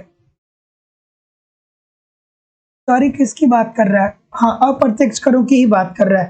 तो भाई छोटी सी बात है, अप्रत्यक्ष कर क्या होते हैं, कम बोझदार होते हैं। 10 रुपए की अगर जो बिस्किट की पैकेट आप खरीदते हैं तो उस पर 20 पैसे या 30 पैसे आप टैक्स देते हैं, तो बिल्कुल ठीक है। अधिक लोगों पे लागू होता है क्योंकि भैया उपभोग की वस्तुएं जो है सभी लोग इस्तेमाल, मतलब वस्तुएं जो है उपभोग सभी लोग करते हैं, और उपभोग घटाने में भी दोस्तों ये एक हद तक क्या होता है, सहायक होता है। तो क्या हो जाएगा, उपरोक्त सभी विशेषताओं से ये युक्त होता है। अगला प्रश्न है अधिकतम सामाजिक लाभ का सिद्धांत। जो प्रश्न मैंने पूछा वही प्रश्न आ गया, बिल्कुल ठीक है। जो प्रश्न मैंने पूछा वही प्रश्न आ गया भाई। बताइए क्या उत्तर होगा? कि अधिकतम सामाजिक लाभ का सिद्धांत निम्नलिखित में से किसके नाम से जाना जाता है? ऑप्शन नंबर क्या होगा सर? पेपर कब तक हो सकता है?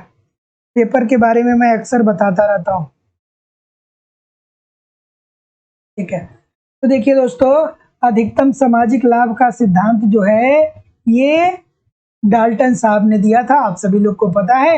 लेकिन दोस्तों एक बात और आप ध्यान से रखिएगा कि अगर जो ऑप्शन में डाल्टन न हो, ठीक है, एक प्रश्न पत्र में ऐसा देखा गया था कि पूछा था कि बताइए कि अधिकतम सामाजिक लाभ का सिद्धांत किसके नाम से जुड़ा है, तो वहां पे डाल्टन जो थे वो ऑप्शन में नहीं थे। तो ऐसी स्थिति में आप लोग पीगू के तरफ जा सकते हैं, ठीक है, क्योंकि पीगू साहब ने भी अधिकतम सामाजिक लाभ के सिद्धांत के बारे में थोड़ी बहुत चर्चा की है, लेकिन मूल रूप से किसका है, डाल्टन का है। लेकिन ऑप्शन में अगर जो डाल्टन ना दिखे तो फिर आप पीगू की तरफ मूव कर जाइएगा, ठीक है, ये प्रश्न बनता है।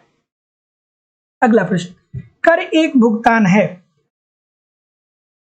ठीक है, कि कर एक भुगतान है। चलिए बढ़िया सा प्रश्न है, ठीक, इस प्रश्न का उत्तर करिए। ऑप्शन नंबर, बिल्कुल ठीक है, इजी सी बात होगी, इजी सी बात होगी। कर एक भुगतान है, ठीक है, ठीक है।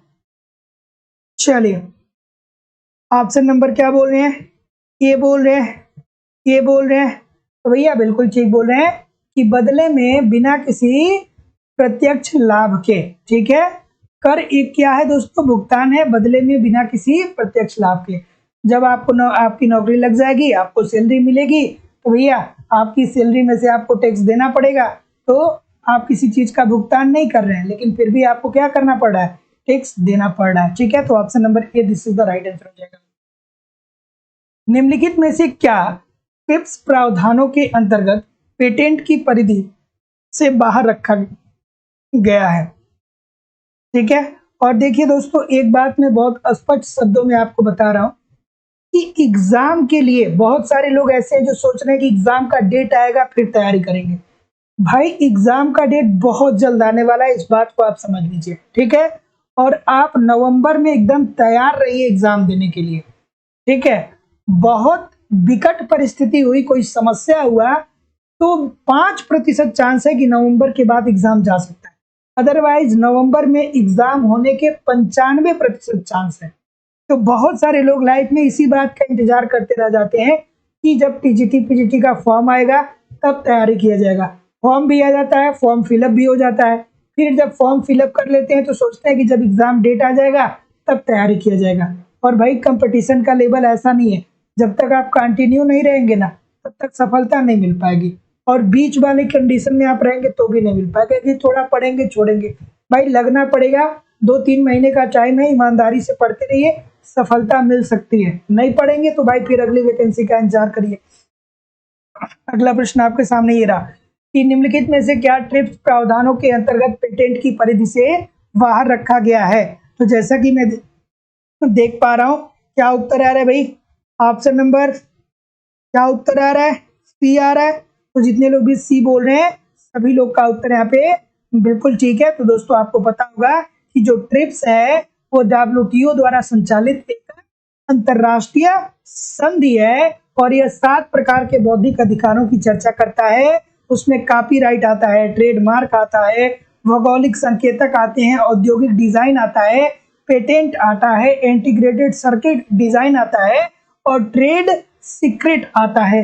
तो ऑप्शन नंबर क्या हो जाएगा दोस्तों? सी। जितने लोग भी बोल रहे हैं दोस्तों कि पौधों तथा जानवर दोनों को, सभी लोग का उत्तर यहाँ पे बिल्कुल ठीक हो जाएगा। अगला प्रश्न, इस प्रश्न का उत्तर करिए। चलिए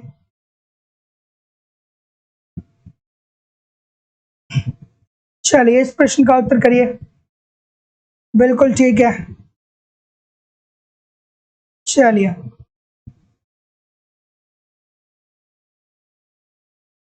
चलिए ठीक है। चलिए चलिए कि व्यापार की सकल अदल बदल शर्तें सही रूप से परिभाषित करती हैं, किसने दिया था? कल हम लोगों ने चर्चा किया था। सकल अदल बदल शर्त किसने बात की थी भाई? कमेंट करके सभी लोग बताइएगा कि व्यापार की सकल अदल बदल शर्त की बात किस अर्थशास्त्री के द्वारा किया गया था? कमेंट करके सभी लोग बताइएगा। ठीक है, और दोस्तों ठीक है, और आप सभी लोग को पता होगा कि सकल वस्तु विनिमय व्यापार शर्त किसी देश के निर्यात तथा आयात तथा निर्यातों के बीच कुल अनुपात होता है। निर्यातों और अनुपातों के बीच क्या होता है दोस्तों? कुल अनुपात होता है। तो जितने लोग भी ये बोल रहे हैं कि QM अपान QX इंटू 100, सभी लोग का उत्तर यहाँ पे बिल्कुल ठीक है। QM क्या है? ये है दोस्तों आयात की मात्रा। ये क्या है? आयात की मात्रा है। और QX क्या है? ये निर्यात की मात्रा है। ठीक है, तो जितने लोग भी टांजिंग साहब की बात बोल रहे हैं बिल्कुल दोस्तों ठीक है। ठीक है, तो व्यापार की सकल अदल बदल शर्त की बात किसने किया था? टांजिंग ने किया था। और इसमें इन्होंने क्या लिया था? किसका अनुपात? आयात का और निर्यात का, जिसे फार्मूले के रूप में QM अपान QX इंटू 100 से परिभाषित किया था। अगला प्रश्न, ठीक है, अगला प्रश्न आपके सामने ये रहा। चलिए इस प्रश्न का उत्तर करिए। ठीक है, चलिए कि नव संरक्षणवाद निम्न में से किस पर आधारित है? नव संरक्षणवाद निम्न में से किस पे आधारित है? चलिए भाई बताइए इस प्रश्न का उत्तर। ठीक है, ठीक है, ऑप्शन नंबर क्या होगा? चलिए तो जैसा कि मैं देख पा रहा हूं, ठीक है, बिल्कुल ठीक है, ठीक है। ऑप्शन नंबर डी बोल रहे हैं, डी बोल रहे हैं। और कोई भाई?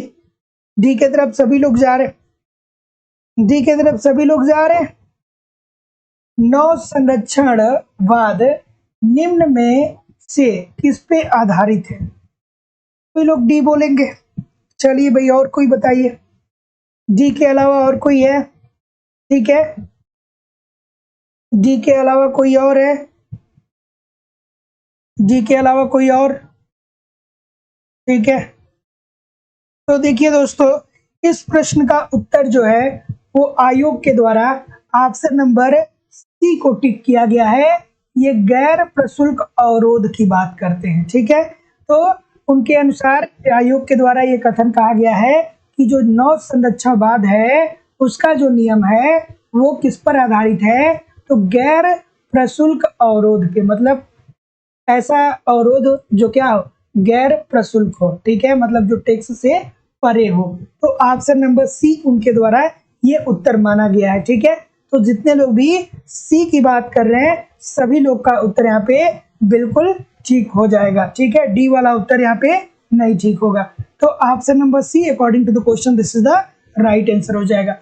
अगला प्रश्न है कि ये बता दीजिए कि निम्नलिखित में कौन सिद्धांत यह पुष्ट करता है कि अंतरराष्ट्रीय व्यापार उत्पादन साधनों की गतिशीलता का स्थापन है? चलिए, ऑप्शन नंबर क्या होगा भाई? कि निम्नलिखित में कौन सिद्धांत यह पुष्ट करता है कि अंतरराष्ट्रीय व्यापार उत्पादन साधनों की गतिशीलता का स्थापन है? चलिए, क्या उत्तर होगा भाई? ऑप्शन नंबर, थोड़ा सा वीडियो को लाइक और शेयर भी जरूर करिए, ठीक है, ठीक है। चलिए, हाँ बिल्कुल ठीक है, इस प्रश्न का उत्तर करिए। जितने लोग भी अभी तक चैनल को सब्सक्राइब नहीं किया तो थोड़ा सा चैनल को सब्सक्राइब करके लाइक और शेयर जरूर करिए, ठीक है, ठीक है। चलिए, तो निम्नलिखित में कौन सिद्धांत यह पुष्टि करता है कि अंतरराष्ट्रीय व्यापार उत्पादन साधनों की गतिशीलता का स्थापन है? तो जैसा कि मैं देख पा रहा हूं कि आपका उत्तर क्या आ रहा है भाई?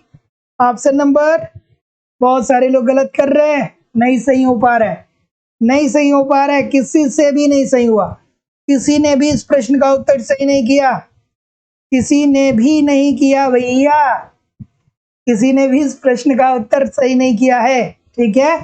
तो निम्नलिखित में से कौन सिद्धांत यह पुष्ट करता है कि अंतरराष्ट्रीय व्यापार उत्पादन साधनों की गतिशीलता का स्थापन है? तो ये बात दोस्तों रॉबर्ट मुंडेल साहब बोलते हैं, ठीक है। कौन बोलता है? Robert Mundell. और ऑप्शन में से कहीं भी, ऑप्शन में कहीं भी रॉबर्ट मुंडेल दिया ही नहीं गया है। तो डी इसका उत्तर जो होना चाहिए दोस्तों वो राइट आंसर होना चाहिए। तो याद रखिएगा कि मुंडेल साहब ने ये बात कही थी अपने सिद्धांत में कि अंतरराष्ट्रीय व्यापार उत्पादन साधनों की गतिशीलता का स्थापन होता है। Option number D, Robert Mundell, this is the right answer हो जाएगा, ठीक है। अगला प्रश्न, मुंडेल साहब सबको परेशान कर दिए, है ना? मुंडेल साहब ने क्या किया? सबको परेशान कर दिया। चलिए भाई बताइए कि निम्नलिखित में से कौन एक प्रतिकूल भुगतान संतुलन को ठीक करने का मौलिक उपाय नहीं है? चलिए भाई, प्रतिकूल भुगतान संतुलन, ठीक है, तो एक मौद्रिक उपाय होता है, एक राजकोषीय उपाय होता है। मौद्रिक उपाय जो है आरबीआई अपनाता है, राजकोषीय उपाय जो है वो सरकार अपनाता है। क्या उत्तर होगा भाई? बिल्कुल ठीक है, आराम से करिएगा इस प्रश्न का उत्तर, ठीक है, बिल्कुल ठीक है। ऑप्शन नंबर डी, अगेन बहुत सारे लोग बोल रहे हैं, अगेन डी बोल रहे हैं, बिल्कुल ठीक है। तो आयात पे जो प्रतिबंध होगा दोस्तों ये आरबीआई के द्वारा नहीं, ये राजकोषीय नीति के अंतर्गत आएगा। कोटा का निर्धारण करना, ठीक है, प्रशुल्क का निर्धारण करना, ये सब क्या है? ये भैया ये आपके राजकोषीय नीति के अंतर्गत आता है, ठीक है। निर्यात को प्रोत्साहन देना, ठीक है। मौद्रिक उपाय के अंतर्गत औस्फीति आती है, विनिमय नियंत्रण आता है, मुद्रा संकुचन आता है, अवमूल्यन आता है, ठीक है, और विनिमय मूल्य ह्रास भी आता है। अगला प्रश्न आपके सामने ये रहा, हेक्सर-ओलिन व्यापार सिद्धांत के अनुसार निम्नलिखित में से कौन एक अंतरराष्ट्रीय व्यापार का कारण है? चलिए भैया, हेक्सर-ओलिन को तो आपने बहुत बार देखा होगा। बिल्कुल ठीक है, बिल्कुल ठीक है। हेक्सर-ओलिन क्या कहते हैं भाई, आसान भाषा में हम कहें तो दो बातें कहते हैं कि आप भैया उन्हीं वस्तुओं का उत्पादन करिए जिन वस्तु जो कच्चे माल आपके देश में प्रचुर मात्रा में विद्यमान है, या आप उन्हीं ऐसे वस्तुओं का ही उत्पादन आप करिए जिसमें आपका क्या हो, श्रम में विशिष्टीकरण आपको प्राप्त हो। ठीक है, तो क्या उत्तर होगा भाई? ऑप्शन नंबर ए छोटी सी बात है, साधन विन्यास के अंतर की बात करते हैं। तो जितने लोग भी ए बोल रहे हैं दोस्तों, सभी लोग का उत्तर यहाँ पे बिल्कुल ठीक हो जाएगा। अगला प्रश्न, विश्व व्यापार संगठन अर्थात डब्ल्यूटीओ के प्रावधानों के अनुसार सर्वाधिक पसंदीदा राष्ट्र का दर्जा किसे दिया जाता है? भैया बता दीजिए मुझे। चलिए, बढ़िया सा प्रश्न है, आराम से इस प्रश्न का उत्तर करिए कि विश्व व्यापार संगठन के प्रावधानों के अनुसार सर्वाधिक पसंदीदा राष्ट्र का दर्जा किसे दिया जाता है? पिछली बार जब ये प्रश्न हुआ था तो बहुत सारे लोग गलत किए थे। ठीक है, पिछली बार ये प्रश्न हुआ था तो बहुत सारे लोग गलत किए थे, जहां तक मुझे याद है शायद सभी लोग गलत कर दिए थे। ठीक है, ठीक है, बिल्कुल। उस टाइम मैक्सिमम लोग क्या किए थे, याद आ रहा है? मैक्सिमम लोग उस टाइम किए थे ऑप्शन नंबर ए को, कि केवल विकासशील नहीं, वहां पे विकासशील नहीं था, विकसित देश था। ठीक है, शायद वहां पे विकसित देश था, तो सभी लोगों ने किया था कि सभी विकसित देशों को। लेकिन सर्वाधिक पसंदीदा राष्ट्र का दर्जा उसे दिया जाता है जो उसके सदस्य देश है, सभी सदस्य देशों को। ठीक है, तो जितने लोग भी सी कर रहे हैं, ठीक है, कि विश्व व्यापार संगठन डब्ल्यूटीओ के प्रावधानों के अनुसार सर्वाधिक पसंदीदा राष्ट्र होगा जो डब्ल्यूटीओ का क्या होगा, सदस्य होगा। अगला प्रश्न, स्वयं सहायता समूह बैंक लीकेज कार्यक्रम निम्नलिखित में किसके द्वारा लागू नहीं किया जाता है? चलिए, क्या उत्तर होगा भाई? बिल्कुल ठीक है, नहीं, बी नहीं होगा, बी नहीं होगा।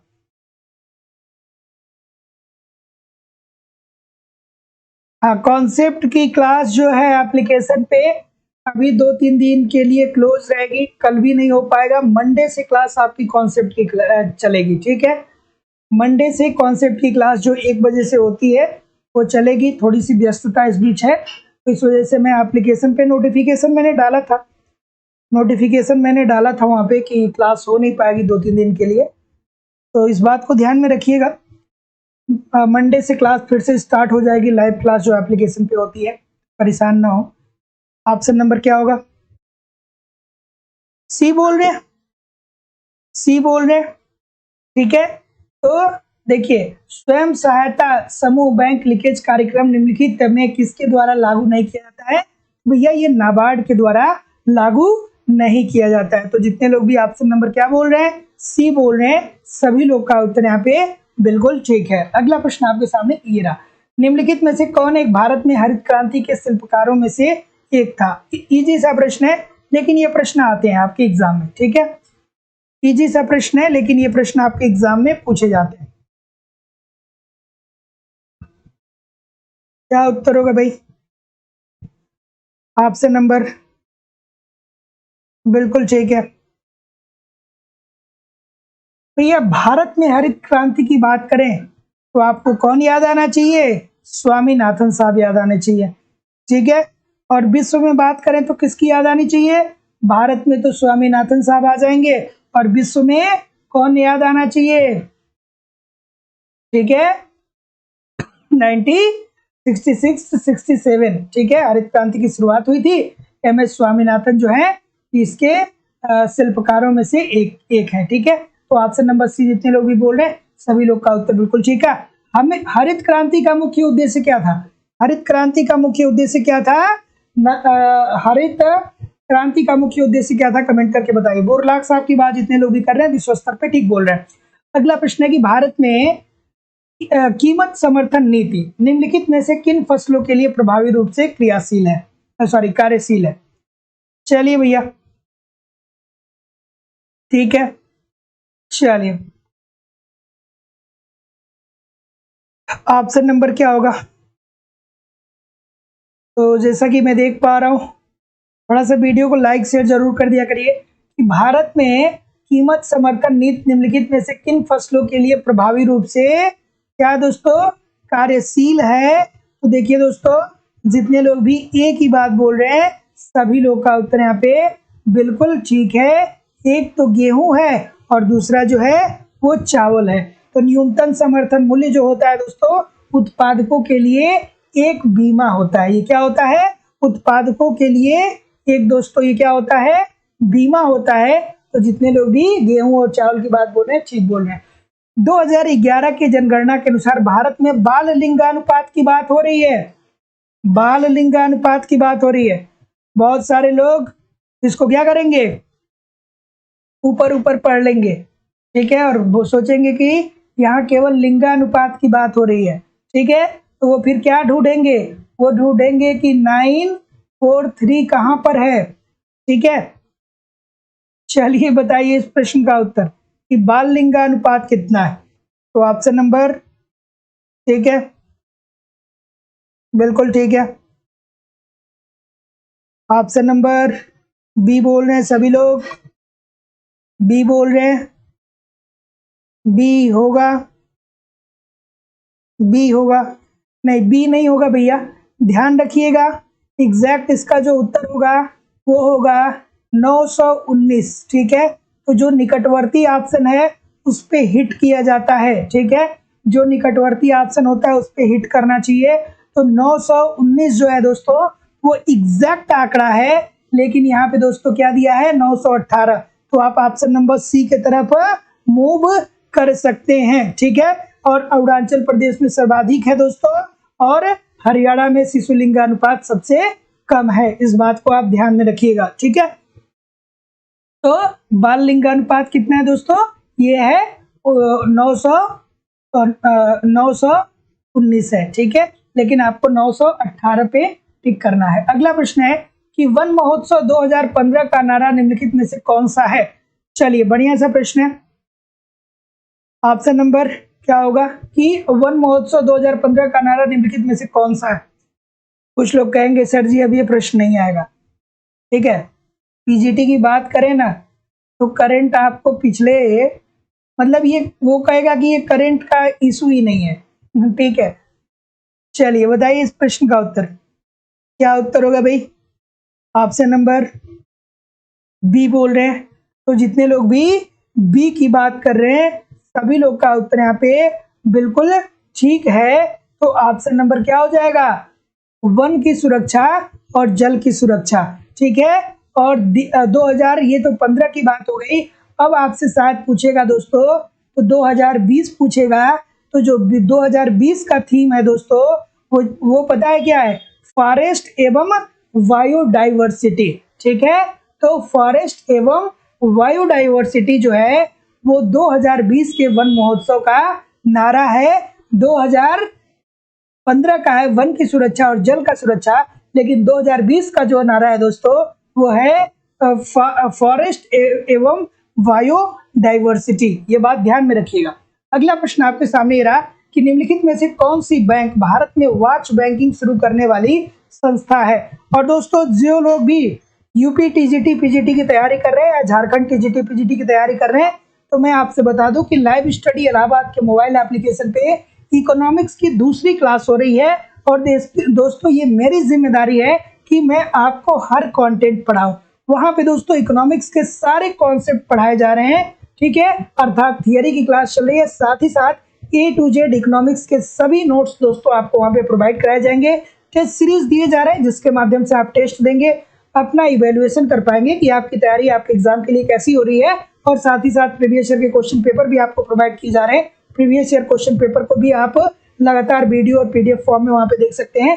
करंट आपका कवर करा दिया जाएगा दोस्तों, मेरे द्वारा सब कुछ प्रोवाइड किया जा रहा है। जो लोग भी एडमिशन लिए हैं या लेने वाले हैं, 1 घंटे दोस्तों कम से कम आप कॉन्सेप्ट को पढ़िए, 40 मिनट कम से कम आप नोट्स को पढ़िए, एक टेस्ट आप रोज दीजिए, एक प्रीवियस ईयर क्वेश्चन पेपर को आप रोज देखिए और एक यूट्यूब की क्लास को आप रोज देखिए। ये सारा प्रोसेस कंप्लीट करने में 4 से 5 घंटे लगेंगे। सारी चीजें दोस्तों आपको कम समय में बेहतर ढंग से आप इनसे तैयारी कर सकते हैं। कहीं भी इधर उधर से कुछ भी कलेक्ट करने की जरूरत नहीं पड़ेगी।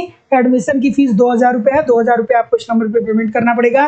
गूगल पे, फोन पे या पेटीएम के माध्यम से आप पेमेंट करेंगे और उसका स्क्रीनशॉट आपको इसी व्हाट्सएप नंबर पे सेंड करना पड़ेगा। कोई भी इंक्वायरी होगा तो इस नंबर पे कॉल या व्हाट्सएप मैसेज कर सकते हैं। झारखंड टीजीटी पीजीटी के लिए अलग बैच है, यूपी टीजीटी पीजीटी के लिए अलग बैच है। तो जैसा कि मैं देख पा रहा हूँ कि उत्तर क्या आ रहा है भाई, बी आ रहा है ना, HDFC बैंक आ रहा है ना, तो सभी लोग का उत्तर यहाँ पे बिल्कुल ठीक है। तो याद रखिएगा कि निम्नलिखित में से कौन सी बैंक भारत में वॉच बैंकिंग शुरू करने वाली सर्वप्रथम संस्था है, तो ये है भैया HDFC। Option number B according to the question this is the right answer हो जाएगा। अगला प्रश्न है कि 2011 की सामाजिक आर्थिक एवं जाति सर्वे के अनुसार निम्नलिखित में से किस वर्ग की सर्वाधिक प्रतिशत जनसंख्या ग्रामीण जनसंख्या में दर्ज की गई है? थोड़ा आराम से, हाँ बिल्कुल ठीक है। कॉन्सेप्ट की क्लास में वीडियोस हमेशा पड़े रहेंगे। अभी तक जितनी भी क्लासेस हुई हैं वो सारी वीडियोस वहां पे उपलब्ध हैं।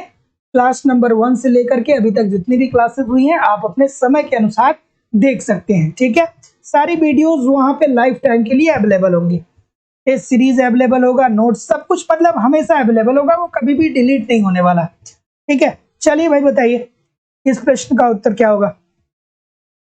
ऑप्शन नंबर ए की तरफ बहुत सारे लोग जा रहे हैं, तो जितने लोग भी ए की तरफ जा रहे हैं भैया अच्छा जा रहे हैं कि भूमिहीन परिवार जो शारीरिक श्रम में लिप्त थे, ठीक है। तो 2011 की सामाजिक आर्थिक एवं जाति सर्वे के अनुसार निम्नलिखित में से किस वर्ग की सर्वाधिक प्रतिशत जनसंख्या ग्रामीण क्षेत्र में दर्ज की गई? तो ऐसे लोग जो भूमिहीन थे, भूमिहीन परिवार जो शारीरिक श्रम में क्या थे, लिप्त थे। Option number A this is the right answer हो जाएगा। अगला प्रश्न है कि राष्ट्रीय कौशल विकास मिशन में कौशल प्रदान करने का लक्ष्य रखा गया है। चलिए भाई बताइए। चलिए अच्छा सा प्रश्न है, पूछा जा सकता है। राष्ट्रीय कौशल विकास मिशन कब स्टार्ट किया गया था? याद आना चाहिए आपको। 15 जुलाई 2015 को, 15 जुलाई 2015 को भैया इसका प्रारंभ किया गया, ठीक है। कौशल विकास मिशन का, राष्ट्रीय कौशल विकास मिशन का। और इसका उद्देश्य क्या रखा गया कि 2022 तक जो है वो कम से कम 500 मिलियन व्यक्तियों को कौशल प्रदान किया जाए, ठीक है। 2022 तक 500 मिलियन व्यक्तियों को कौशल प्रदान करा जाए। तो जितने लोग भी सी बोल रहे हैं सभी लोग का उत्तर यहाँ पे बिल्कुल ठीक हो जाएगा। 500 मिलियन व्यक्तियों को 2022 तक क्या करना है, कौशल प्रदान करना। तो option number C this is the right answer हो जाएगा। अगला प्रश्न है कि प्रधानमंत्री जनधन योजना का निम्नलिखित में से कौन सा एक उद्देश्य नहीं है?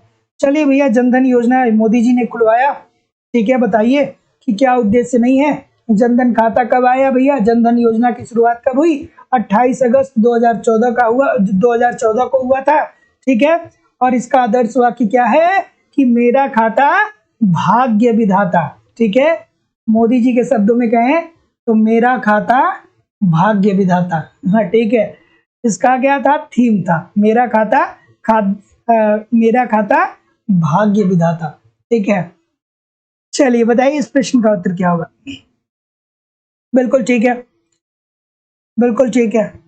ऑप्शन नंबर सी बोल रहे हैं, बिल्कुल ठीक है। तो जितने लोग भी यहाँ पे सी की बात बोल रहे हैं सभी लोग का उत्तर यहाँ पे बिल्कुल ठीक है कि प्रधानमंत्री जनधन योजना का निम्नलिखित में से कौन सा एक उद्देश्य नहीं है? तो नहीं ये है कि प्रत्येक ग्रामीण गरीब को बीमा आच्छादित करना। नहीं भैया ये गलत है। इन्होंने गरीबों को वित्तीय समावेश देना, वित्तीय साक्षरता को बढ़ाना, ये सारी बातें थी लेकिन ये बातें नहीं थी, ठीक है। तो option number C this is the right answer हो जाएगा। अगला प्रश्न है सबके लिए इजी होना चाहिए। ये बता दीजिए कि निम्नलिखित में से किसने गरीबी निवारण हेतु स्वयं सहायता समूह का विचार दिया? चलिए भाई बताइए ऑप्शन नंबर क्या होगा, ठीक है। तो पता होना चाहिए भैया मोहम्मद यूनुस कहाँ के थे? बांग्लादेश के थे। गरीबी निवारण हेतु इन्होंने उपाय प्रस्तुत किया और ये बांग्लादेशी हैं और इन्हें दोस्तों नोबेल प्राइज भी मिल चुका है। ठीक है, तो निम्नलिखित में से किसने गरीबी निवारण हेतु स्वयं सहायता समूह पर विचार प्रस्तुत किया? तो मोहम्मद यूनुस हैं, ये बांग्लादेश के थे। अगला प्रश्न आपके सामने ये रहा कि विषमता का कार्ल पियर्सन गुणांक का सही सूत्र क्या है? चलिए भाई बता दीजिए, ऑप्शन नंबर क्या होगा बताइए। विषमता का कार्ल पियर्सन गुणांक का सही सूत्र क्या है?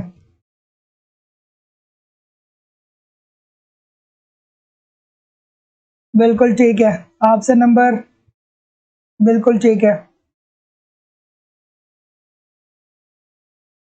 बिल्कुल ठीक है। सभी लोग उत्तर कर लीजिए। तो फिर मैं बताता हूँ, सभी लोग उत्तर कर लीजिए, फिर मैं बताता हूँ क्या उत्तर होगा इसका। ठीक है, क्या उत्तर होगा? सब गलत हो रहे हैं, कोई सही नहीं है, कोई भी सही नहीं है भैया। ठीक है, कोई भी सही नहीं है। ठीक है, ऑप्शन नंबर क्या होगा? ठीक है, तो देखिए, तो जितने लोग भी डी बोलेंगे सबका उत्तर ठीक होगा। तो आज के बाद भूलिएगा नहीं, पहली बार ये प्रश्न था तो थोड़ा सा क्षम्य है कि कार्ल पियर्सन गुणांक का के सूत्र को हम माध्य माइनस भूमिष्ठिक अपान प्रमाप विचलन के माध्यम से क्या करते हैं दोस्तों? प्रकट करते हैं। तो ऑप्शन नंबर क्या हो जाएगा? D, this is the right answer यहाँ पे हो जाएगा। अगले प्रश्न की तरफ मूव करेंगे। अगला प्रश्न आपके सामने रहा कि निम्नलिखित में से कौन सा एडम स्मिथ द्वारा बताए गए करारोपण के सिद्धांत में नहीं है? चलिए बताइए। एडम स्मिथ ने क्या कहा था कि कर ऐसा लगाइए जिससे समान त्याग का बोध हो। ठीक है, मतलब क्या हो? टैक्स ऐसा लगाइए जिससे अन्याय न हो, सभी लोग समान रूप से क्या करें? अपने योग्यता के अनुसार टैक्स दे। आप टैक्स ऐसा लगाइए जो क्या कर सके, लोग सुविधा के अनुसार दे सके। ठीक है, फिर उन्होंने कहा था कि अरे भैया आप एक काम करिए कि आप टैक्स को एक निश्चित समय या एक टैक्स लेने की एक निश्चित समय बता दीजिए, जिससे लोग क्या होंगे? प्रिपेयर होंगे इस बात से कि हमको इस टाइम टैक्स देना है, तो टैक्स उस टाइम क्या कर देंगे? दे देंगे। और उन्होंने फिर कहा मितव्ययता का सिद्धांत, तो इसके अंतर्गत उन्होंने कहा कि भैया कम से कम टैक्स लगाइए, ज्यादा मत लगाइए, लोगों के ऊपर अतिरिक्त बोझ आएगा। तो ऑप्शन नंबर क्या हो जाएगा? D, this is the right answer हो जाएगा। उसमें मितव्ययता का सिद्धांत होना चाहिए और यहाँ पे उत्पादकता का सिद्धांत दिया है। अगला प्रश्न कि जब सरकार की चालू आय उसके चालू व्यय से कम होती है तब उसे जाना जाता है। ये इतना खतरनाक प्रश्न है ना, इतनी सारी गलतियां करवाता है, इतनी सारी गलतियां करवाता है, लेकिन आज के बाद ना करिएगा। चालू आय और चालू व्यय की बात हो रही है, इस बात को ध्यान से दिमाग में रखिएगा। चालू आय और चालू व्यय की बात। ठीक है, ऑप्शन नंबर क्या होगा? राजस्व घाटा होगा, राजस्व घाटा होगा। बिल्कुल ठीक है। देखिए कितने लोग गलत कर रहे हैं, गलत हो रहे हैं। मैंने कई बार बताया भाई, आप इस बात को नहीं दिमाग में रखते हैं ना। अब आप दिमाग में नहीं रखेंगे भैया तो मेरे द्वारा क्या किया जा सकता है? मैं तो बार बार लेके आता हूँ प्रश्नों को, बार बार कई बार समझाता भी हूँ, लेकिन अब नहीं दिमाग में रखेंगे तो फिर कैसे काम चलेगा? ये चालू आय और चालू व्यय की बात कर रहा है, ये तो राजस्व घाटा होता है ना। ऑप्शन नंबर सी होगा, और क्या। अगला प्रश्न है कि बत्तख के पर इस प्रकार नोचो कि वह कम से कम विरोध के साथ चिल्लाए। ये तो कोई गलती नहीं करेगा, मुझे जहां तक पता है। तो किसने कहा था भैया? ये टैक्सेशन के संदर्भ में काल्वर्ट साहब ने कहा था कि एक टैक्स पेयर को आप, एक टैक्स पेयर के ऊपर आप कम से कम टैक्स लगाइए ताकि वो क्या हो? कम से कम आपका विरोध करे। ठीक है, वो टैक्स पेयर को किसके साथ इंडिकेट कर दिया? बत्तख को। ठीक है, तो कहे कि भैया टैक्स आप उतना ही लगाइए जिससे लोगों को समस्याएं ना उत्पन्न हो और लोग आपका विरोध ना करें। तो बत्तख के पर किस प्रकार नोचो कि वह कम से कम विरोध के साथ चिल्लाए? कालवर्ट। अगला, निम्नलिखित में से कौन सा करारोपण का प्रमुख उद्देश्य है? करारोपण का प्रमुख उद्देश्य कौन सा है भैया, बता दीजिए। हाँ, ऑप्शन नंबर,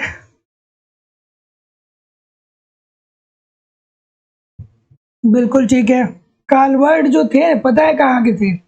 ये फ्रांस के वित्त मंत्री थे। तो प्रश्न ये भी पूछता है कि कौन सा अर्थशास्त्री ऐसा था जो फ्रांस का वित्त मंत्री था? तो कालवर्ट साहब थे, याद रखिएगा।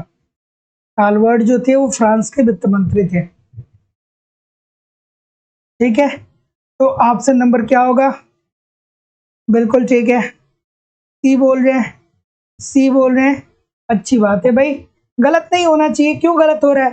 सरकार टैक्स क्यों लगाता है? सरकार करारोपण अर्थात टैक्स क्यों लगाता है? सरकार टैक्स इसीलिए तो लगाता है ना कि सरकार को आय प्राप्त हो। जब सरकार को आय प्राप्त होगा तो सरकार क्या करेगा कि अर्थव्यवस्था में व्यय करेगा।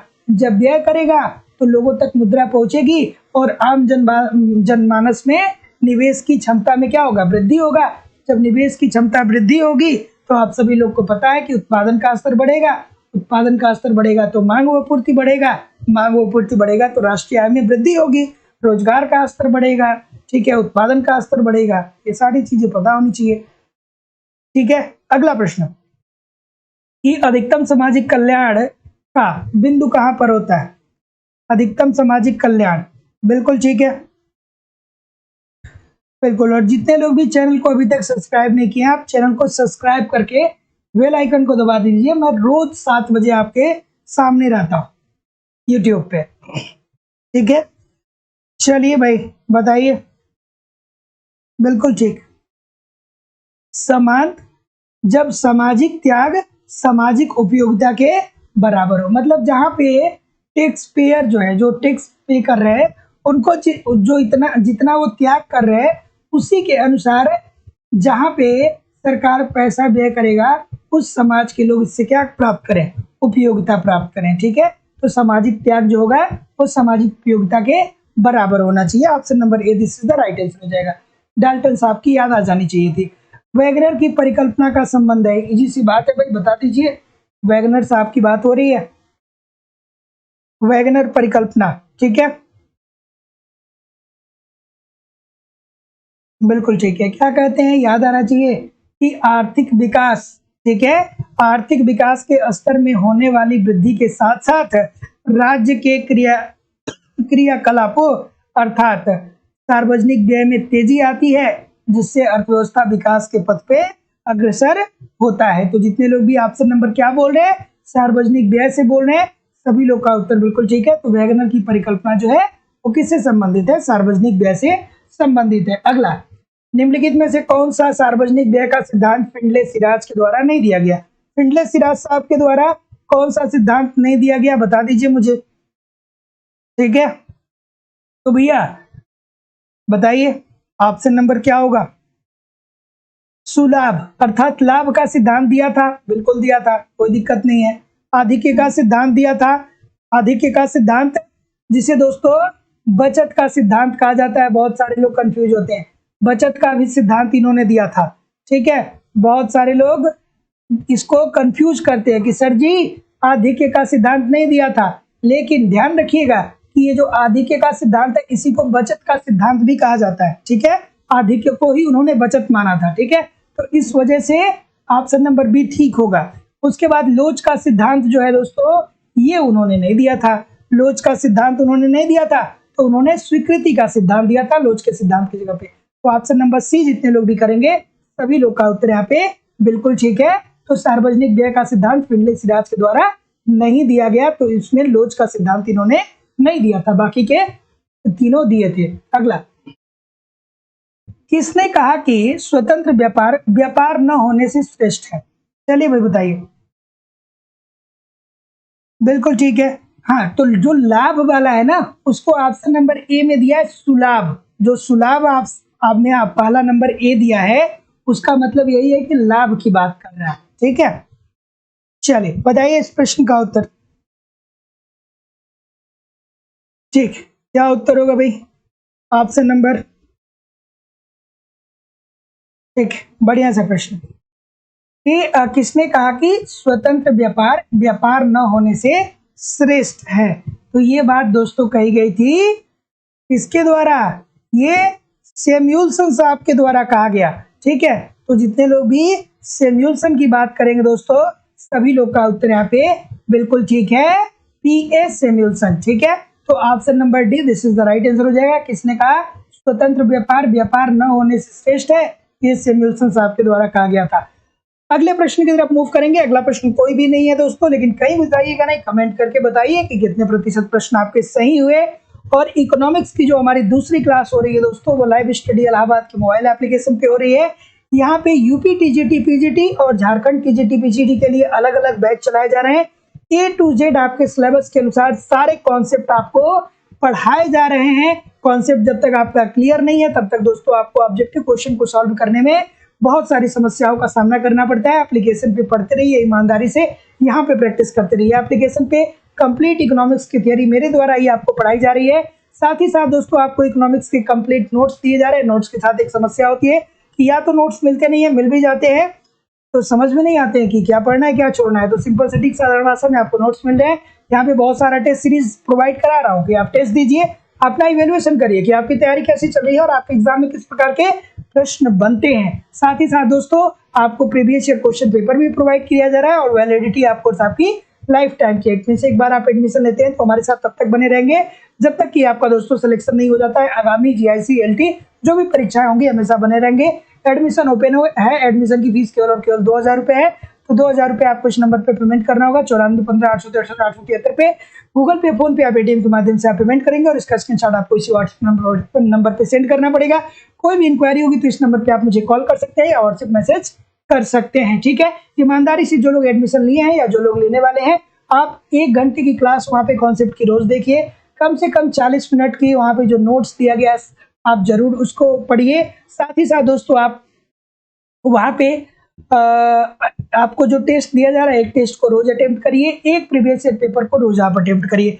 झारखंड टीजीटी पीजीटी का अलग क्लास है, यूपी टीजीटी पीजीटी का दोस्तों अलग क्लास है। दोनों क्लासेस में आपके सिलेबस के अनुसार दोस्तों इकोनॉमिक्स पढ़ाया जा रहा है। ठीक है, thank you very much everybody. चलिए थोड़ा सा मैं आपके कमेंट को भी पढ़ लेते हैं। Lalita ji thank you very much, जूही शुक्ला जी, सीमा जी, सुनीता तिवारी जी, तस्नीम जी, निरुपमा सिंह जी, मीनू जी, चंद्रजीत जी, रेणु जी, अफजल हसन जी, सोहन जी, सनी गुप्ता जी, मीनू यादव जी, बबीता जी, कविता देवी जी, सुरेंद्र सिंह जी, ज्योतिष कुमार जी, सुचिता जी, IM जी, चंद्रजीत यादव जी, अमरेश जी, अनुपम श्रीवास्तव जी, अरुधति देवी जी, शिवानी जी, देवेंद्र जी, बबीता जी। सर पॉलिटिकल की क्लास कब से होगी? 9 बजे से क्लास होगी आपकी, पॉलिटी की क्लास 9 बजे से होगी। लाल बहादुर जी, दीक्षा सिंह जी, दुर्गा आज क्लास होगी पॉलिटी की। दुर्गा देवी जी, सुमन जी, ज्योतिष कुमार जी, सुमन जी, ठीक है, और Devendra ji, Jayant Kumar ji. Thank you very much everybody. कल मिलते हैं एक नए उत्साह नए एनर्जी के साथ शाम को 7 बजे। तब तक के लिए पढ़ते रहिए, आगे बढ़ते रहिए दोस्तों। नमस्कार, धन्यवाद।